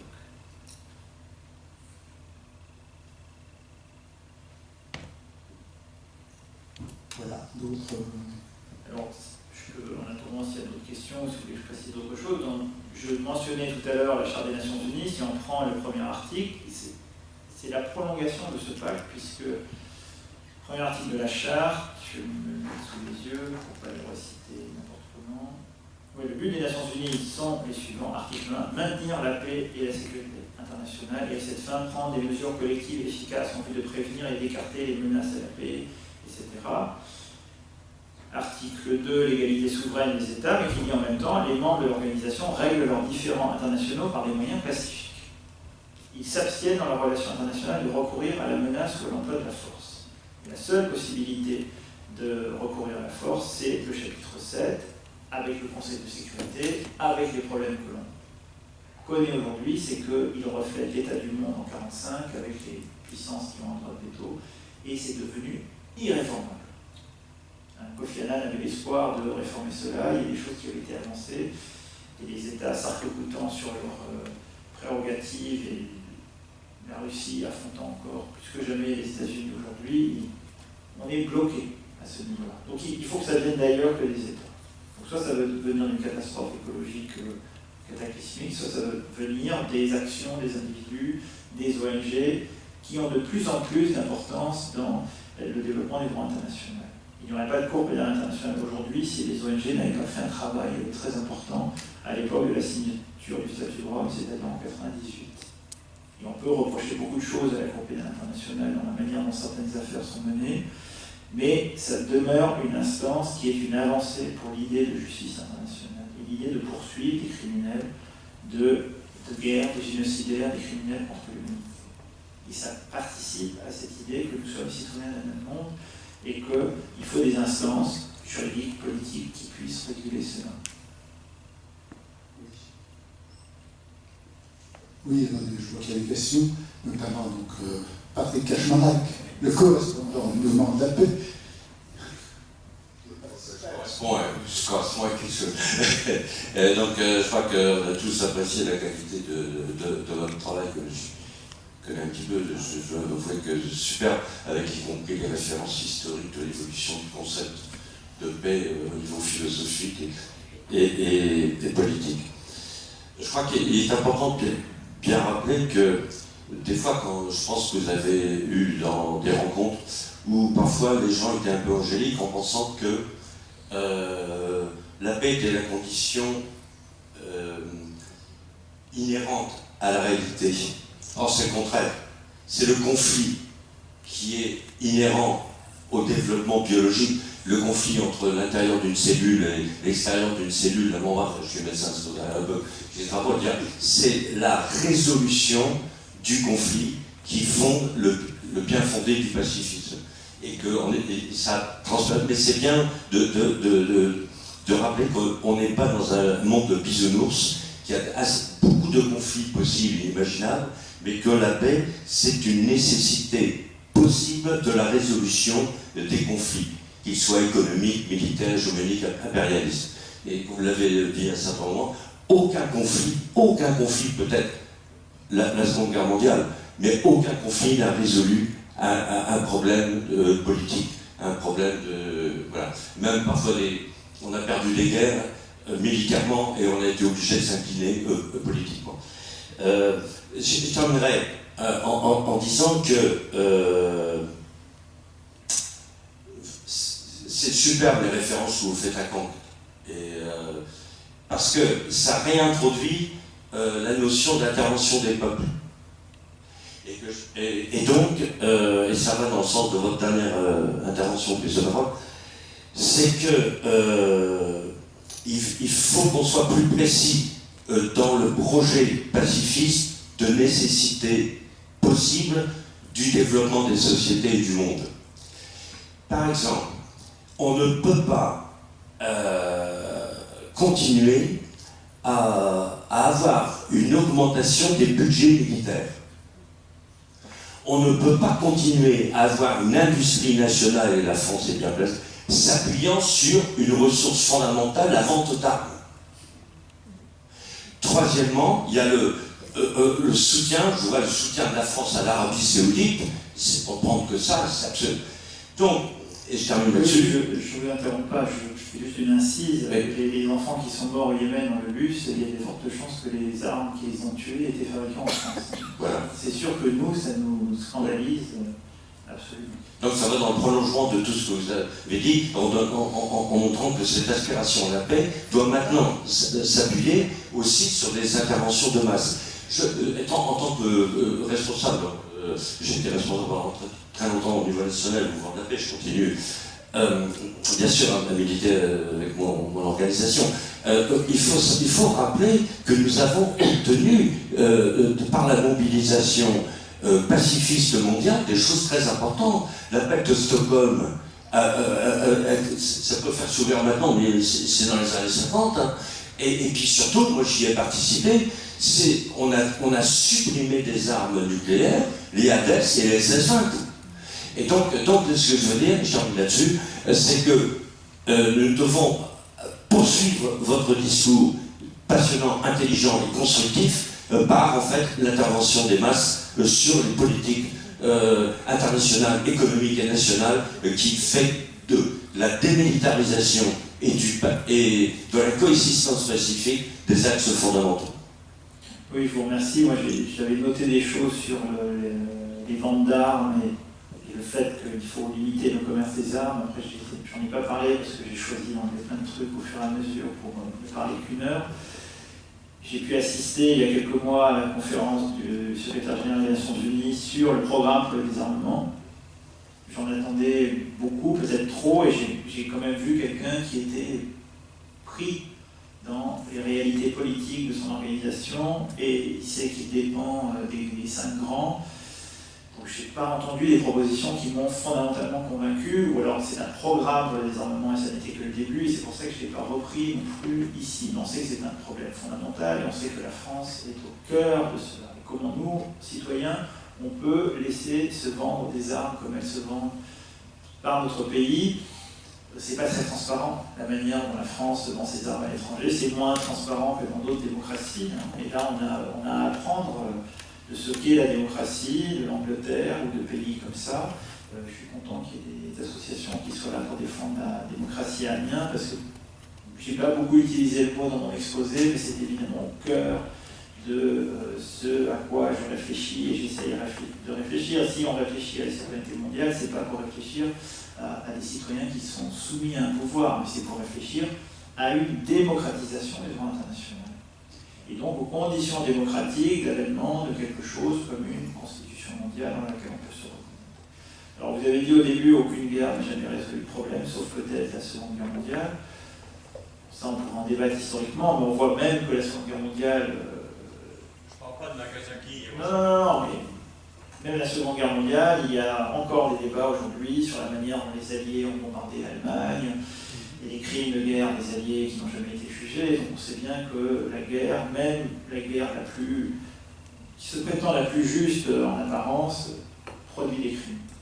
Et on sait tous les problèmes que ça pose. Mais de là à dire il faut plus du tout faire la guerre et interdire la guerre par la guerre, on tombe dans un autre type de problème. Oui, bonsoir, merci pour l'exposé. J'ai une question concernant l'ONU. Vous avez souligné le problème du capitalisme international financier. Il y a aussi la montée des impérialismes. Et devant finalement, l'ONU, je me demande quel rôle joue vraiment l'ONU. Je pense qu'il y a un manque total de transparence, une bureaucratie énorme qui parasite l'ONU. Je connais quelqu'un qui y a travaillé, c'est comme ça que j'en ai un petit peu entendu parler. Et je donnerai un exemple, parce que si on veut que les citoyens puissent se saisir de leurs droits, je me souviens au moment de l'intervention israélienne des bombardements sur Gaza, d'avoir cherché à l'époque une documentation sur la Cour pénale internationale, les conditions d'adhésion, etc. C'est absolument impossible de retrouver quoi que ce soit. C'est comment dire, c'est totalement inaccessible. C'est un fourbi épouvantable, on ne retrouve rien. Et je ne parle pas de la langue, hein, c'est pas la question de parler ou pas en anglais. De toute façon, beaucoup de textes sont traduits, mais c'est vraiment inaccessible. C'est-à-dire qu'on a l'impression que l'ONU, finalement, c'est elle-même détachée de ce qu'elle devait être. Je me souviens quand j'étais élève au lycée, ça fait déjà pas mal d'années, on nous présentait l'ONU comme quelque chose de très bien après l'échec de la Société des Nations. Et moi j'ai l'impression de vivre en ce moment l'échec de l'ONU comme a été l'échec de la Société des Nations. C'est-à-dire qu'il y a une impossibilité, je crois, pour le citoyen de base, enfin courant, quoi,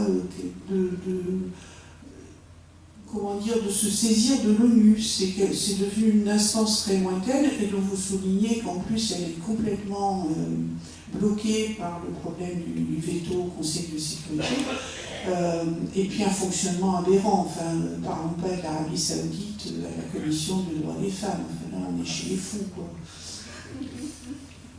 Alors, il y a plein de choses à dire, à reprendre ou à discuter. Et je ne vais pas tout reprendre, et en plus je ne suis pas un spécialiste des Nations Unies en tant que tel. Mais il faut aussi relativiser certaines critiques ou impressions. L'ONU, le budget de l'ONU, le nombre de gens qui travaillent pour l'ONU, ça paraît colossal, mais quand on compare à des États ou à une ville comme Paris, c'est pas grand-chose. C'est vrai qu'il y a beaucoup de bureaucratie. Maintenant, pour répondre sur deux choses plus précises, la Cour pénale internationale ne fait pas partie de l'ONU. La Cour pénale internationale, c'est un organe juridique créé par un traité entre les États, le statut de Rome en 1998, c'est entré en vigueur en 2002 ou 2003, une fois qu'un certain nombre d'États ont ratifié. On sait que la Russie, les États-Unis, Israël, la Chine n'ont pas ratifié. Les États-Unis ont signé, enfin Clinton a signé, il a refilé ça à Bush. Bush évidemment n'a pas ratifié, mais Obama non plus n'a pas ratifié. Ça, c'est une déception de la présidence d'Obama. De plus, faut-il peut-être dire, je ne sais pas, c'est pas le débat. La Cour pénale internationale, elle a son fonctionnement propre, et si on veut voir comment elle fonctionne, il y a quand même un site de la Cour qui est assez bien fait, on voit très bien tous les États qui sont adhérents, on voit toutes les affaires qui sont en cours, et quelles seraient les conditions pour que les crimes commis par l'État d'Israël dans les territoires palestiniens puissent être poursuivis. C'est très compliqué parce qu'Israël n'est pas partie au traité, la Palestine n'étant pas un État ne peut pas être partie au traité, il faudrait qu'au moins que ceux qui commettent le crime soient citoyens d'un État, donc un Israélien qui est une nationalité, je ne sais pas, vous voyez, ça restreint tout de suite ce qui est possible. Donc il y a ce qu'on voit et qui ne fonctionne pas. Et on a tout le temps les yeux rivés là-dessus. Parce que tous les jours, il y a de quoi se lamenter, se plaindre. Mais il faut aussi peut-être regarder les choses autrement et voir tout ce que cette instance internationale des États, c'est le seul endroit où les États peuvent se retrouver, discuter, faire avancer les choses, tout ce que ça permet de faire avancer. En termes de commerce mondial, de santé mondiale, d'efforts pour la paix, des opérations de maintien de la paix, il y en a quand même beaucoup que les Nations Unies cherchent à promouvoir, cherchent à faire avancer. La manière dont la crise au Timor oriental a pu se résoudre, c'est une des réussie des Nations Unies. Et je prends cet exemple parce que celui qui était sur place à l'époque, c'était un émissaire spécial des Nations Unies, Sergio Guerra de Mello, qui a été mandaté par Kofi Annan pour essayer de faire quelque chose en Irak, à Bagdad, après l'invasion américaine. Et on sait qu'il est tragiquement mort, qu'il est mort là-bas dans l'attentat en 2000, j'ai un truc de mémoire sur la date, 2003 ou 2004.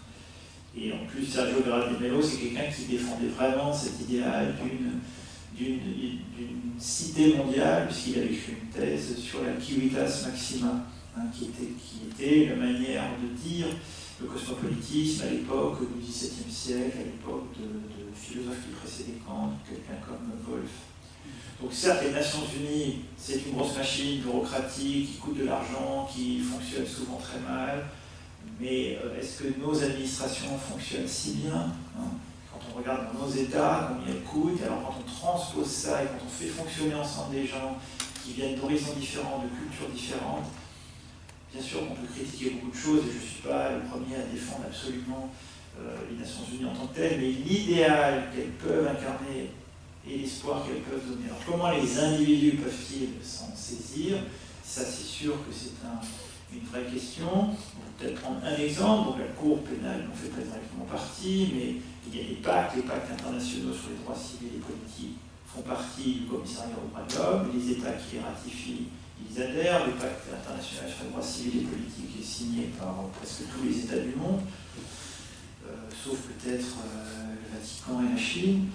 Et ce pacte est assorti d'un comité, et devant ce comité, vous pouvez faire valoir vos droits s'ils n'ont pas été reconnus dans votre État. Il y a des affaires qui sont traitées à chaque fois qu'il y a des sessions, il y en a plusieurs par an, et ce comité, c'est un comité d'experts, c'est pas des gens qui sont là pour représenter leur État, et je ne veux pas changer de sujet ni entrer dans la polémique, mais on a entendu parler de la manière dont la crèche de Lilou et la France a été condamnée par une instance internationale, et la France doit revoir sa copie sur la manière dont on peut licencier les gens chez nous, sur le principe du droit de la femme, le droit à la tolérance religieuse par exemple. Donc ça, c'est passé par une instance des Nations Unies. Quant à l'Arabie Saoudite, ce à quoi vous référez, c'est pas le comité des droits de l'homme, c'est pas la commission qui n'existe plus, c'est le Conseil des droits de l'homme qui a été instauré après la réforme de la commission justement sous Kofi Annan.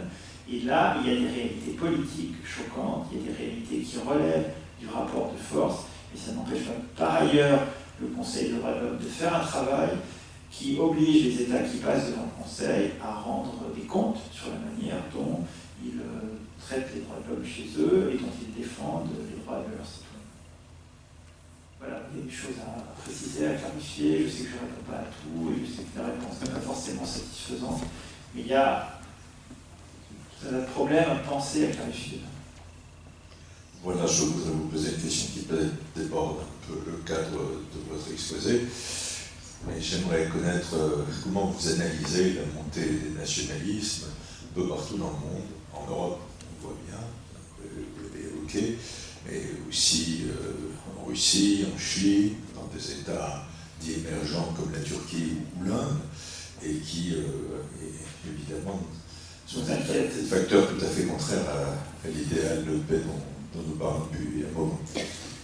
C'est une très bonne question et ça fait aussi partie des choses que j'avais notées en introduction, que je n'ai pas reprises parce que voilà, j'ai voulu être efficace et à force de vouloir être efficace, des fois j'oublie des choses essentielles, donc merci de m'y faire revenir. J'avais notamment cette idée que, voilà, dans cette question, penser notre présent se caractérise par une tentation du repli sur soi. Cette fameuse tentation identitaire. Et quand on propose quelque chose comme une citoyenneté mondiale, on propose carrément l'inverse, puisqu'on n'est plus dans le repli sur soi, on est dans le dépli vers l'autre, et il s'agit d'avoir une déprise à l'égard de soi pour être ouvert à autrui. Alors comment comprendre que dans un monde qui se mondialise et où les frontières sont plus faciles à franchir, où on voyage plus facilement et où on consomme des choses qui viennent du monde entier, comment se fait-il que les gens se replient sur eux-mêmes et veulent retrouver des racines? Alors, je ne fais pas d'analyse particulièrement spécifique ou personnelle, mais il y a différents éléments qui entrent en compte. Tout d'abord, sans doute, ce sentiment du déracinement. Le fait qu'il y ait un mouvement de mondialisation, une histoire qui nous réunifie, et qui nous mettent sur un même marché mondial, sur un même espace public mondial, sur une même toile, ça fait que les gens se sentent perdus, ils se sentent en lévitation, et donc ils ont besoin peut-être de revenir à leurs sources, de se recentrer sur eux. Et puis ensuite, il y a la peur générée par la guerre commerciale, la guerre capitalistique, financière, le fait qu'on est dans des rapports de marché qui sont en concurrence, une domination toujours effroyable du Nord sur le dit Sud, et puis à travers cela l'intervention de la Chine qui, elle, mène une politique tout à fait tournée vers une certaine efficacité et son propre intérêt. Même quand elle aide, je ne sais pas, par exemple, l'Afrique à se développer, c'est d'abord pour développer ses propres intérêts. Donc forcément, cela génère un sentiment de perdition et de volonté de se retrouver, sinon entre soi, du moins chez soi, et d'être capable de répondre à la question « qui suis-je ? Qu'est-ce que je veux ?» Et donc, j'essaie de m'identifier à quelque chose. Donc, il faut pouvoir opposer à ce désir de se retrouver soi, non pas quelque chose d'éthéré, d'absolu, de transcendant qui serait la citoyenneté mondiale, mais peut-être cette idée qui me semble élémentaire, et encore que j'aurais dû développer en ce sens, c'est qu'il n'y a pas d'universel sans singularité. Sans Singularité. C'est-à-dire qu'on ne peut pas penser à un universel qui ne soit pas construit à partir de notre singularité. Et il nous revient à tous, en tant que citoyens d'un monde moderne, de pouvoir se penser dans quelque chose qui nous dépasse à partir de ce que l'on est. Et donc il faut reconstruire l'universel à partir de notre identité individuelle, nos croyances, nos religions. Est-ce que je suis végétarien? Est-ce que je mange de la viande? Est-ce que je crois en Dieu? Est-ce que je crois pas en Dieu? Si je crois en Dieu, en quel Dieu je crois? Mais ça n'empêche pas de vivre avec des gens qui croient pas en Dieu, qui mangent de la viande, et des fois il y en a qui mangent pas de viande et qui croient pas en Dieu. Bon, bref. Nous vivons dans une société où nous avons des valeurs différentes, où nous pouvons espérer une certaine tolérance, mais à partir de cette singularité qui est la nôtre, on doit pouvoir construire des principes dans lesquels on se reconnaît tous. Et qu'est-ce que c'est que le citoyen du monde, sinon cet universel singulier? C'est-à-dire un citoyen qui se réfère au monde, un citoyen singulier qui trouve sa place dans le monde qui est celui de tous.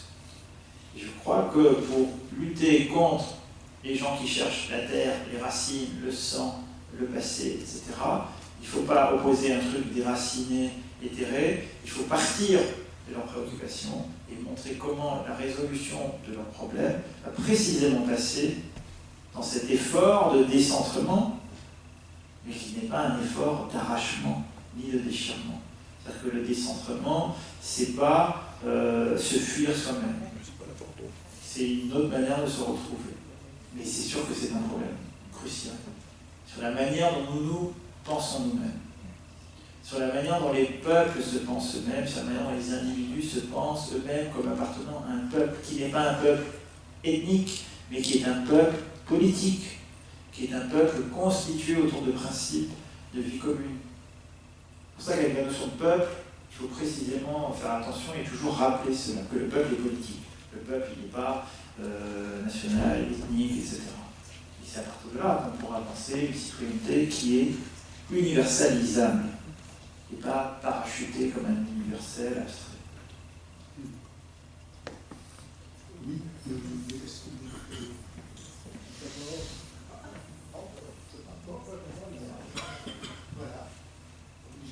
Bonjour, je vais parler aborder ce qui a été aussi effleuré, c'est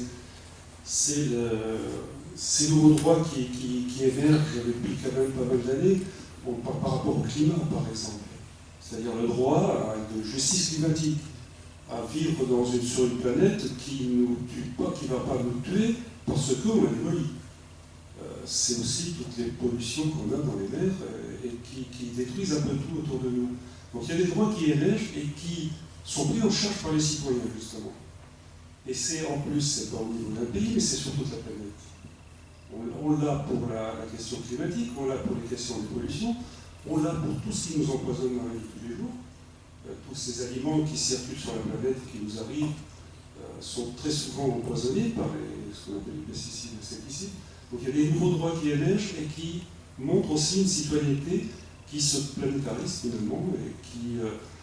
Et ce qui serait important, c'est que ces nouveaux droits passe dans le droit international, dans le droit mondial, et qui soit justiciable.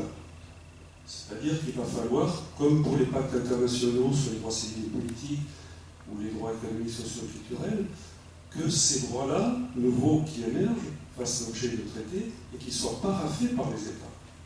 Pas seulement signés, parce que les signatures, c'est toujours une signature de principe, mais le paraphe est très important.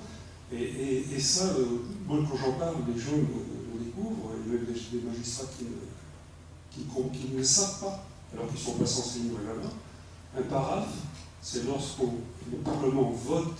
Ratification. Voilà, le Parlement émet un vote autorisant la France à parapher, par exemple, les droits économiques, sociaux et culturels, comme en 2014.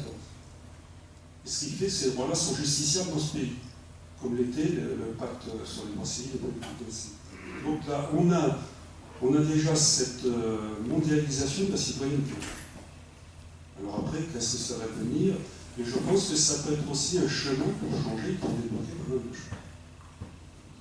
Oui, merci pour ces précisions. C'est pour ça que j'ai terminé sur cette idée que nous sommes peut-être au pied du mur face à la question du climat. Alors, ce à quoi Mathieu se réfère, c'est l'idée qu'il y a des générations de droits de l'homme et qu'il y a la première génération, c'est celle de la déclaration 89, c'est les droits libéraux classiques, le droit à l'égalité, la liberté, la citoyenneté, les droits civiques, c'est-à-dire les droits libéraux classiques. Et puis ensuite, il y a une deuxième génération de droits de l'homme qui viennent des exigences des luttes sociales du XIXe siècle, des luttes syndicales, donc le droit au travail, le droit à la santé, le droit à des congés payés, le droit à une assurance maladie, le droit au loisir, le droit à l'éducation, bien sûr. Donc là, ce sont des droits dits sociaux. Et puis, il émerge maintenant une nouvelle génération de droits, des fois on parle de la troisième, voire de la quatrième, qui concerne notamment le droit à un environnement sain. Et c'est aussi pour ça que, si je me souviens bien, Jacques Chirac avait mandaté Yves Coppens pour diriger une commission et faire inscrire dans la Constitution française cette idée de la nécessité de protéger la nature pour que les générations suivantes aient droit à un environnement sain. Et c'est vrai que dans le monde entier, il y a des actions juridiques qui sont menées contre des groupes pétroliers, contre des mairies qui ne protègent pas assez l'air que l'on respire, etc. etc. Là, j'ai pas d'exemple précis en tête, avec un nom et une date. Il y a notamment des actions importantes aux Pays-Bas l'année dernière qui font avancer l'idée d'une justice climatique. Et on pense notamment à tous ces territoires où des gens vont devoir partir parce que soit la mer va les engloutir, soit le climat rendra impossible d'y vivre. Et comment garantir les droits de ces citoyens qui sont menacés? Et nous devons d'être solidaires avec eux parce que la situation dans laquelle ils sont, nous y participons. Donc l'enjeu de penser une citoyenneté mondiale, c'est pas seulement l'enjeu de penser la liberté de tous les citoyens du monde, c'est pas seulement de penser que nous sommes tous égaux, mais c'est de penser la solidarité. Et que ce n'est pas une solidarité utopique ou chimérique, mais c'est une solidarité à travers laquelle on demande des comptes. Dans un État de droit démocratique, il y a une solidarité entre les différentes parties de l'État. S'il y a une catastrophe dans les Pyrénées, les Parisiens et les Bretons vont payer avec leurs impôts pour aider tout le monde. Eh bien, en Europe, il faudrait qu'il y ait une solidarité du même type, c'est-à-dire que les Suédois devraient être solidaires des Portugais et les Allemands des Grecs. C'est en chemin, c'est difficile, ça ne marche pas toujours vraiment bien, mais le rôle de l'Union européenne, c'est aussi de créer une solidarité civique qui dépasse les simples États. Maintenant, il faudrait imaginer ça et construire cela au niveau mondial à travers des traités qui doivent effectivement être signés et ratifiés, c'est-à-dire validés dans le droit interne. Alors, il y a des pays pour lesquels ratifier, ça passe par le Parlement, il y a des pays pour lesquels c'est direct. Et après, ça, c'est des distinctions qui n'ont pas d'importance par rapport à d'autres enjeux. C'est vrai que la France a mis un temps fou à ratifier le pacte international sur les droits économiques, culturels et sociaux. Oui, après. On vous oublie pas.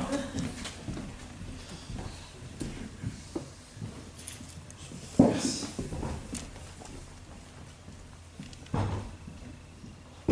Bonjour. Du coup, je voulais savoir comment vous pensez, vous repensez la souveraineté quotidiennement et dans quels espaces concrètement? C'est une grande question. Donc, comme j'ai essayé de le suggérer, il faut découpler l'idée de souveraineté de l'État. Il ne faut pas réduire la souveraineté à la souveraineté étatique. Et se représenter la souveraineté comme ayant son fondement dans le citoyen. Et au-delà de l'État. C'est-à-dire qu'il faut penser la souveraineté à travers des étages. Il ne s'agit pas de tirer un trait sur la souveraineté étatique, ça n'aurait pas de sens. On a besoin de l'État, l'État est un échelon, les États ont leur souveraineté à défendre, parce que la souveraineté est là pour protéger les citoyens. Bon. Mais il faut penser que la souveraineté trouve sa source dans le citoyen. Ce qui institue l'État, notre État, ce sont les citoyens. Si vous essayez de vous représenter sur quoi se fonde l'État, c'est à partir des citoyens qui se reconnaissent mutuellement des droits les uns aux autres pour vivre ensemble. Donc nous sommes le fondement de cette souveraineté. Et il faut qu'on puisse projeter cette souveraineté au-delà des États. On parle parfois de souveraineté européenne. La France, tous les membres de l'Union européenne ont délégué un certain nombre de pouvoirs à l'instance supranationale qui est l'Union européenne. Et on le voit très bien aujourd'hui, on a un excellent contre-exemple avec le Brexit qui est en train de se mettre en place et les Anglais qui sont effrayés par ce qui va arriver parce que toutes leurs lois, il va falloir les refaire pour importer les choses, pour commercer avec nous, parce que l'essentiel de notre droit, il vient de l'Union européenne, parce qu'on a mis les choses en commun, et donc il y a une souveraineté qui est au-delà de la souveraineté de l'État, qui est cette souveraineté européenne. Alors est-ce qu'il peut y avoir une souveraineté mondiale? Non, parce que ça voudrait dire qu'il y aurait quelque chose comme une instance politique supérieure mondiale qui serait trop puissante. Mais alors quelle force donner à cette communauté mondiale si ce n'est pas celle de la souveraineté? C'est là qu'est le défi de penser quelque chose comme un horizon au-delà de la souveraineté, une post-souveraineté. C'est-à-dire penser une politique mondiale qui ne passe pas par un gouvernement mondial. Là, je reprends une expression d'un auteur que j'ai beaucoup cité, Jürgen Habermas. Qu'est-ce qu'une politique mondiale sans gouvernement mondial? Qu'est-ce qu'une politique qui se donne les moyens de défendre l'intérêt de la paix et les droits de l'homme, c'est-à-dire qui intervient là où il y a des crimes de masse qui sont commis et qui empêchent que cela soit commis. D'où la référence que j'ai faite à la responsabilité de protéger. La responsabilité de protéger serait peut-être une manière d'illustrer cette idée d'une souveraineté qui dépasse tous les États et qui permette de se donner les moyens d'agir ensemble. Et du coup, la souveraineté serait partagée entre les citoyens du monde et les États pour instaurer une nouvelle figure politique, cette entité commune à travers laquelle on se donne les moyens à un niveau très élevé de traiter les problèmes les plus urgents comme ceux qui concernent le risque de guerre et le risque de crimes de masse. Donc là, on est au niveau supranational. Les problèmes qui concernent le commerce, la finance, la santé ou encore le climat doivent pouvoir être résolus à un niveau transnational, c'est-à-dire par exemple l'accord de Paris, qui est bien sûr insuffisant, mais c'est tout ce qu'on a pour l'instant. Et c'est tellement important pour nous, si on veut pouvoir construire quelque chose au-delà, qu'on ne cesse de s'indigner de ce que les États-Unis aient pu quitter cet accord, et qu'on s'était réjoui que la Chine ait pu le rejoindre. C'est pas grand-chose, mais c'est des petites, les petites graines, les petites pierres pour construire l'avenir. Donc la souveraineté, il ne s'agit pas de l'éclater, il s'agit de l'étager et de la repenser à travers ces différents niveaux. National, international, transnational, supranational. Mais il faut écrire une théorie de la souveraineté. Et ça, c'est pas une petite affaire. Moi, c'est à quoi sert. Ah, pardon. Oui, alors, ma question, c'est à quoi sert le tribunal pénal international? Je parle d'un problème particulier, c'est celui de la Côte d'Ivoire. À l'heure actuelle, il y a l'ex-président Babolora qui est en prison. Et celui qui l'a fait mettre en prison s'appelle Alassane Dramane Ouattara, qui est actuellement président, qui a fait un massacre des Ivoiriens en Côte d'Ivoire. Et à l'heure actuelle, il est président et Babolora est toujours en prison. Donc, à quoi sert le tribunal pénal international? On sait que Ouattara a fait un massacre, il a tué des civils qui étaient dans leur cour. Et ils entraient, on les appelait les dodos. Ils entraient, ils les massacraient. Et Alassane Ouattara, qu'est-ce qu'il fait? Il est président, il est reçu en France et il est avec tous les honneurs. Voilà la question que je vous pose. C'est une question qui a double tranchant, c'est l'aspect politique et historique et il y a l'aspect juridique. Et vous posez une question sur à quoi sert une instance, qui est une question générale, et vous vous indignez d'un exemple qui est peut-être un bon contre-exemple, mais je ne peux pas répondre en mélangeant les deux parce que c'est comme si on demandait mais à quoi sert ce tribunal de l'autre côté de la rue, l'autre jour il a innocenté un criminel. Je vais essayer de reprendre dans la limite de mes compétences, hein, parce que sur la Côte d'Ivoire, je ne peux pas dire que je suis spécialement compétent, sur le cas en tout cas de la Côte d'Ivoire. C'est la Cour pénale internationale, et pas le tribunal, parce qu'avant il y a eu les tribunaux. Il y a eu les tribunaux pénaux internationaux qui ont été constitués ad hoc sur une décision du Conseil de sécurité suite au massacre de Srebrenica et de la guerre en Yougoslavie, et le tribunal pour le Rwanda suite à la faillite absolue de la communauté internationale d'arrêter le génocide des Tutsis dans les circonstances qu'on connaît de mieux en mieux, et qui ne cessent de nous indigner d'ailleurs. Ces deux tribunaux ont fait avancer l'idée de justice internationale, l'idée qu'on devrait pouvoir poursuivre des criminels de guerre, des criminels contre l'humanité, des génocidaires, et que face à des crimes si importants, si graves, l'humanité ne peut pas rester sans essayer de faire une réparation. Et donc, ces deux tribunaux ont relancé l'idée qu'il fallait non pas se contenter de juridictions ad hoc, mais qu'il fallait qu'il y ait une cour.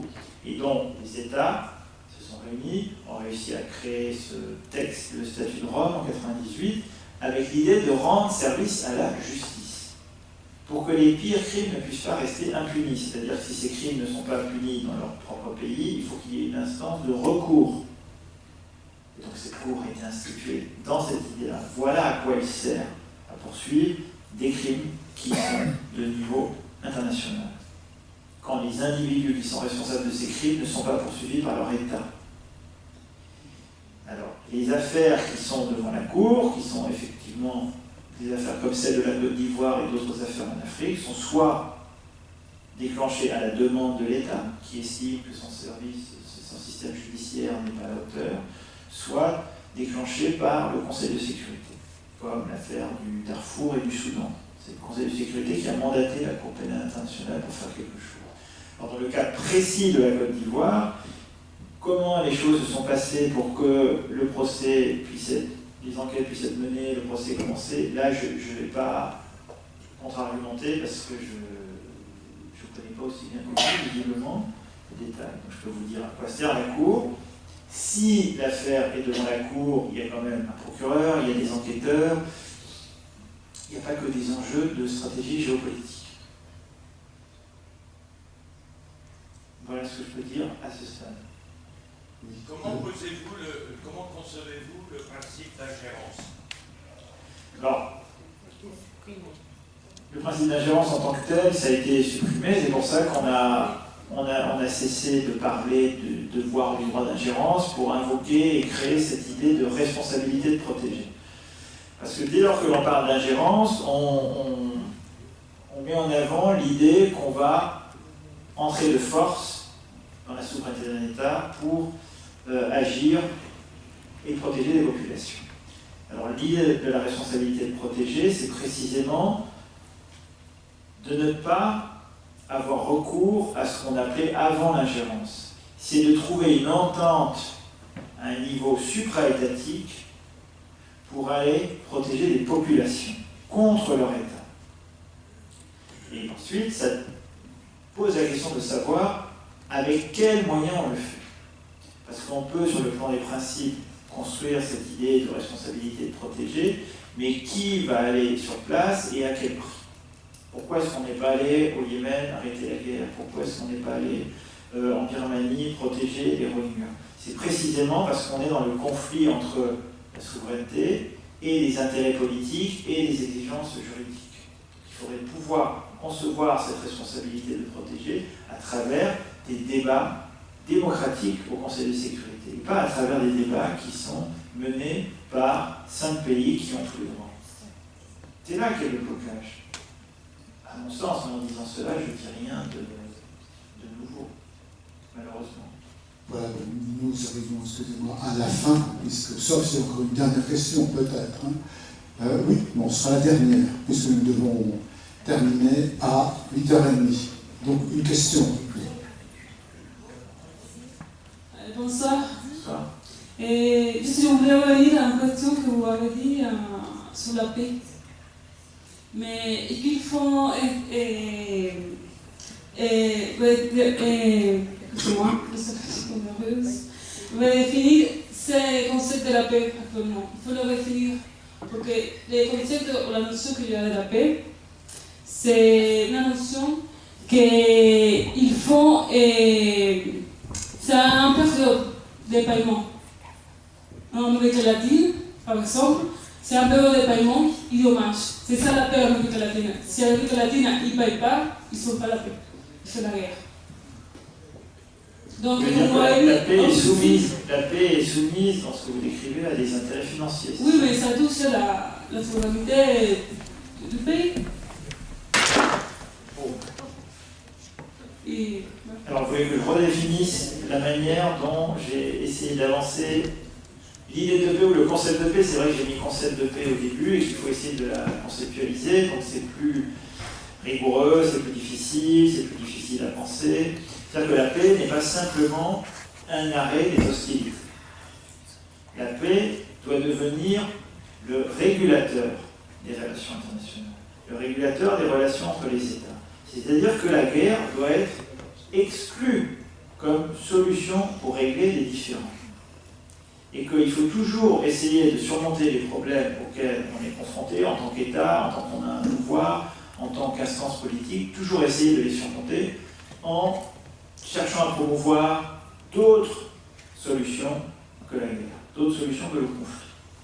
Donc la discussion, la médiation et la capacité à faire redescendre les tensions dès qu'il y a des tensions qui suscitent le conflit. Et on sait à quel point c'est difficile, mais on ne peut pas défendre l'idée de paix si on ne commence pas par ces prémices-là, qui sont des conditions sine qua non. Voilà, bon, nous sommes terminés. Mais avant qu'on se quitte, je voudrais d'abord rappeler que vous pouvez acheter le livre de Valérie Prat, qui est en vente par la librairie du Labyrinthe, là à l'entrée. Ensuite, vous rappelez nos prochaines conférences. La prochaine aura lieu le 15 octobre, et c'est que reste-t-il de la reconnaissance quand une usine ferme? C'est-à-dire c'est le problème effectivement des problèmes que se pose la fermeture d'une usine. Vous savez ce qu'on appelle maintenant la patrimonisation, je ne sais plus dire, le problème de la mémoire ouvrière, et c'est un sociologue qui viendra en parler, sociologue d'Amiens d'ailleurs, Pascal Deporter, et ça aura lieu à la Maison du Théâtre. Ensuite, je voudrais aussi vous dire que tout à l'heure, j'ai parlé effectivement du problème de subvention. À vrai dire, nous venons d'avoir une réponse de la mairie. Nous l'avons effectivement eue par le conseil municipal. Bien, de ce soir, on nous dit que si la subvention nous a été refusée, c'est parce que nos orientations ne correspondent pas aux orientations politiques de la municipalité. C'est le texte qui est... Voilà, en tout cas, excusez-moi. Je rappelle que vous pouvez bien entendu, ceux qui souhaitent recevoir nos informations, tout simplement les annonces de nos conférences, peuvent donner bien sûr leur adresse électronique, c'est tout, et ceux qui souhaitent bien sûr adhérer peuvent le faire donc à l'entrée.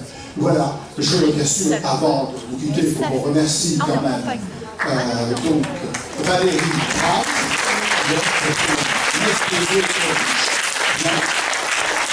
je précise que ceux qui étaient écrits sur le tableau, il y avait Salam, j'ai lu en arabe, et puis il y avait, je suppose, Shalom, je suppose. Bien. Salam, je veux dire. Bien, merci Valérie en tout cas, et puis bonne soirée, et à une prochaine fois, donc le 15 octobre. Bonne soirée. Et non à la censure.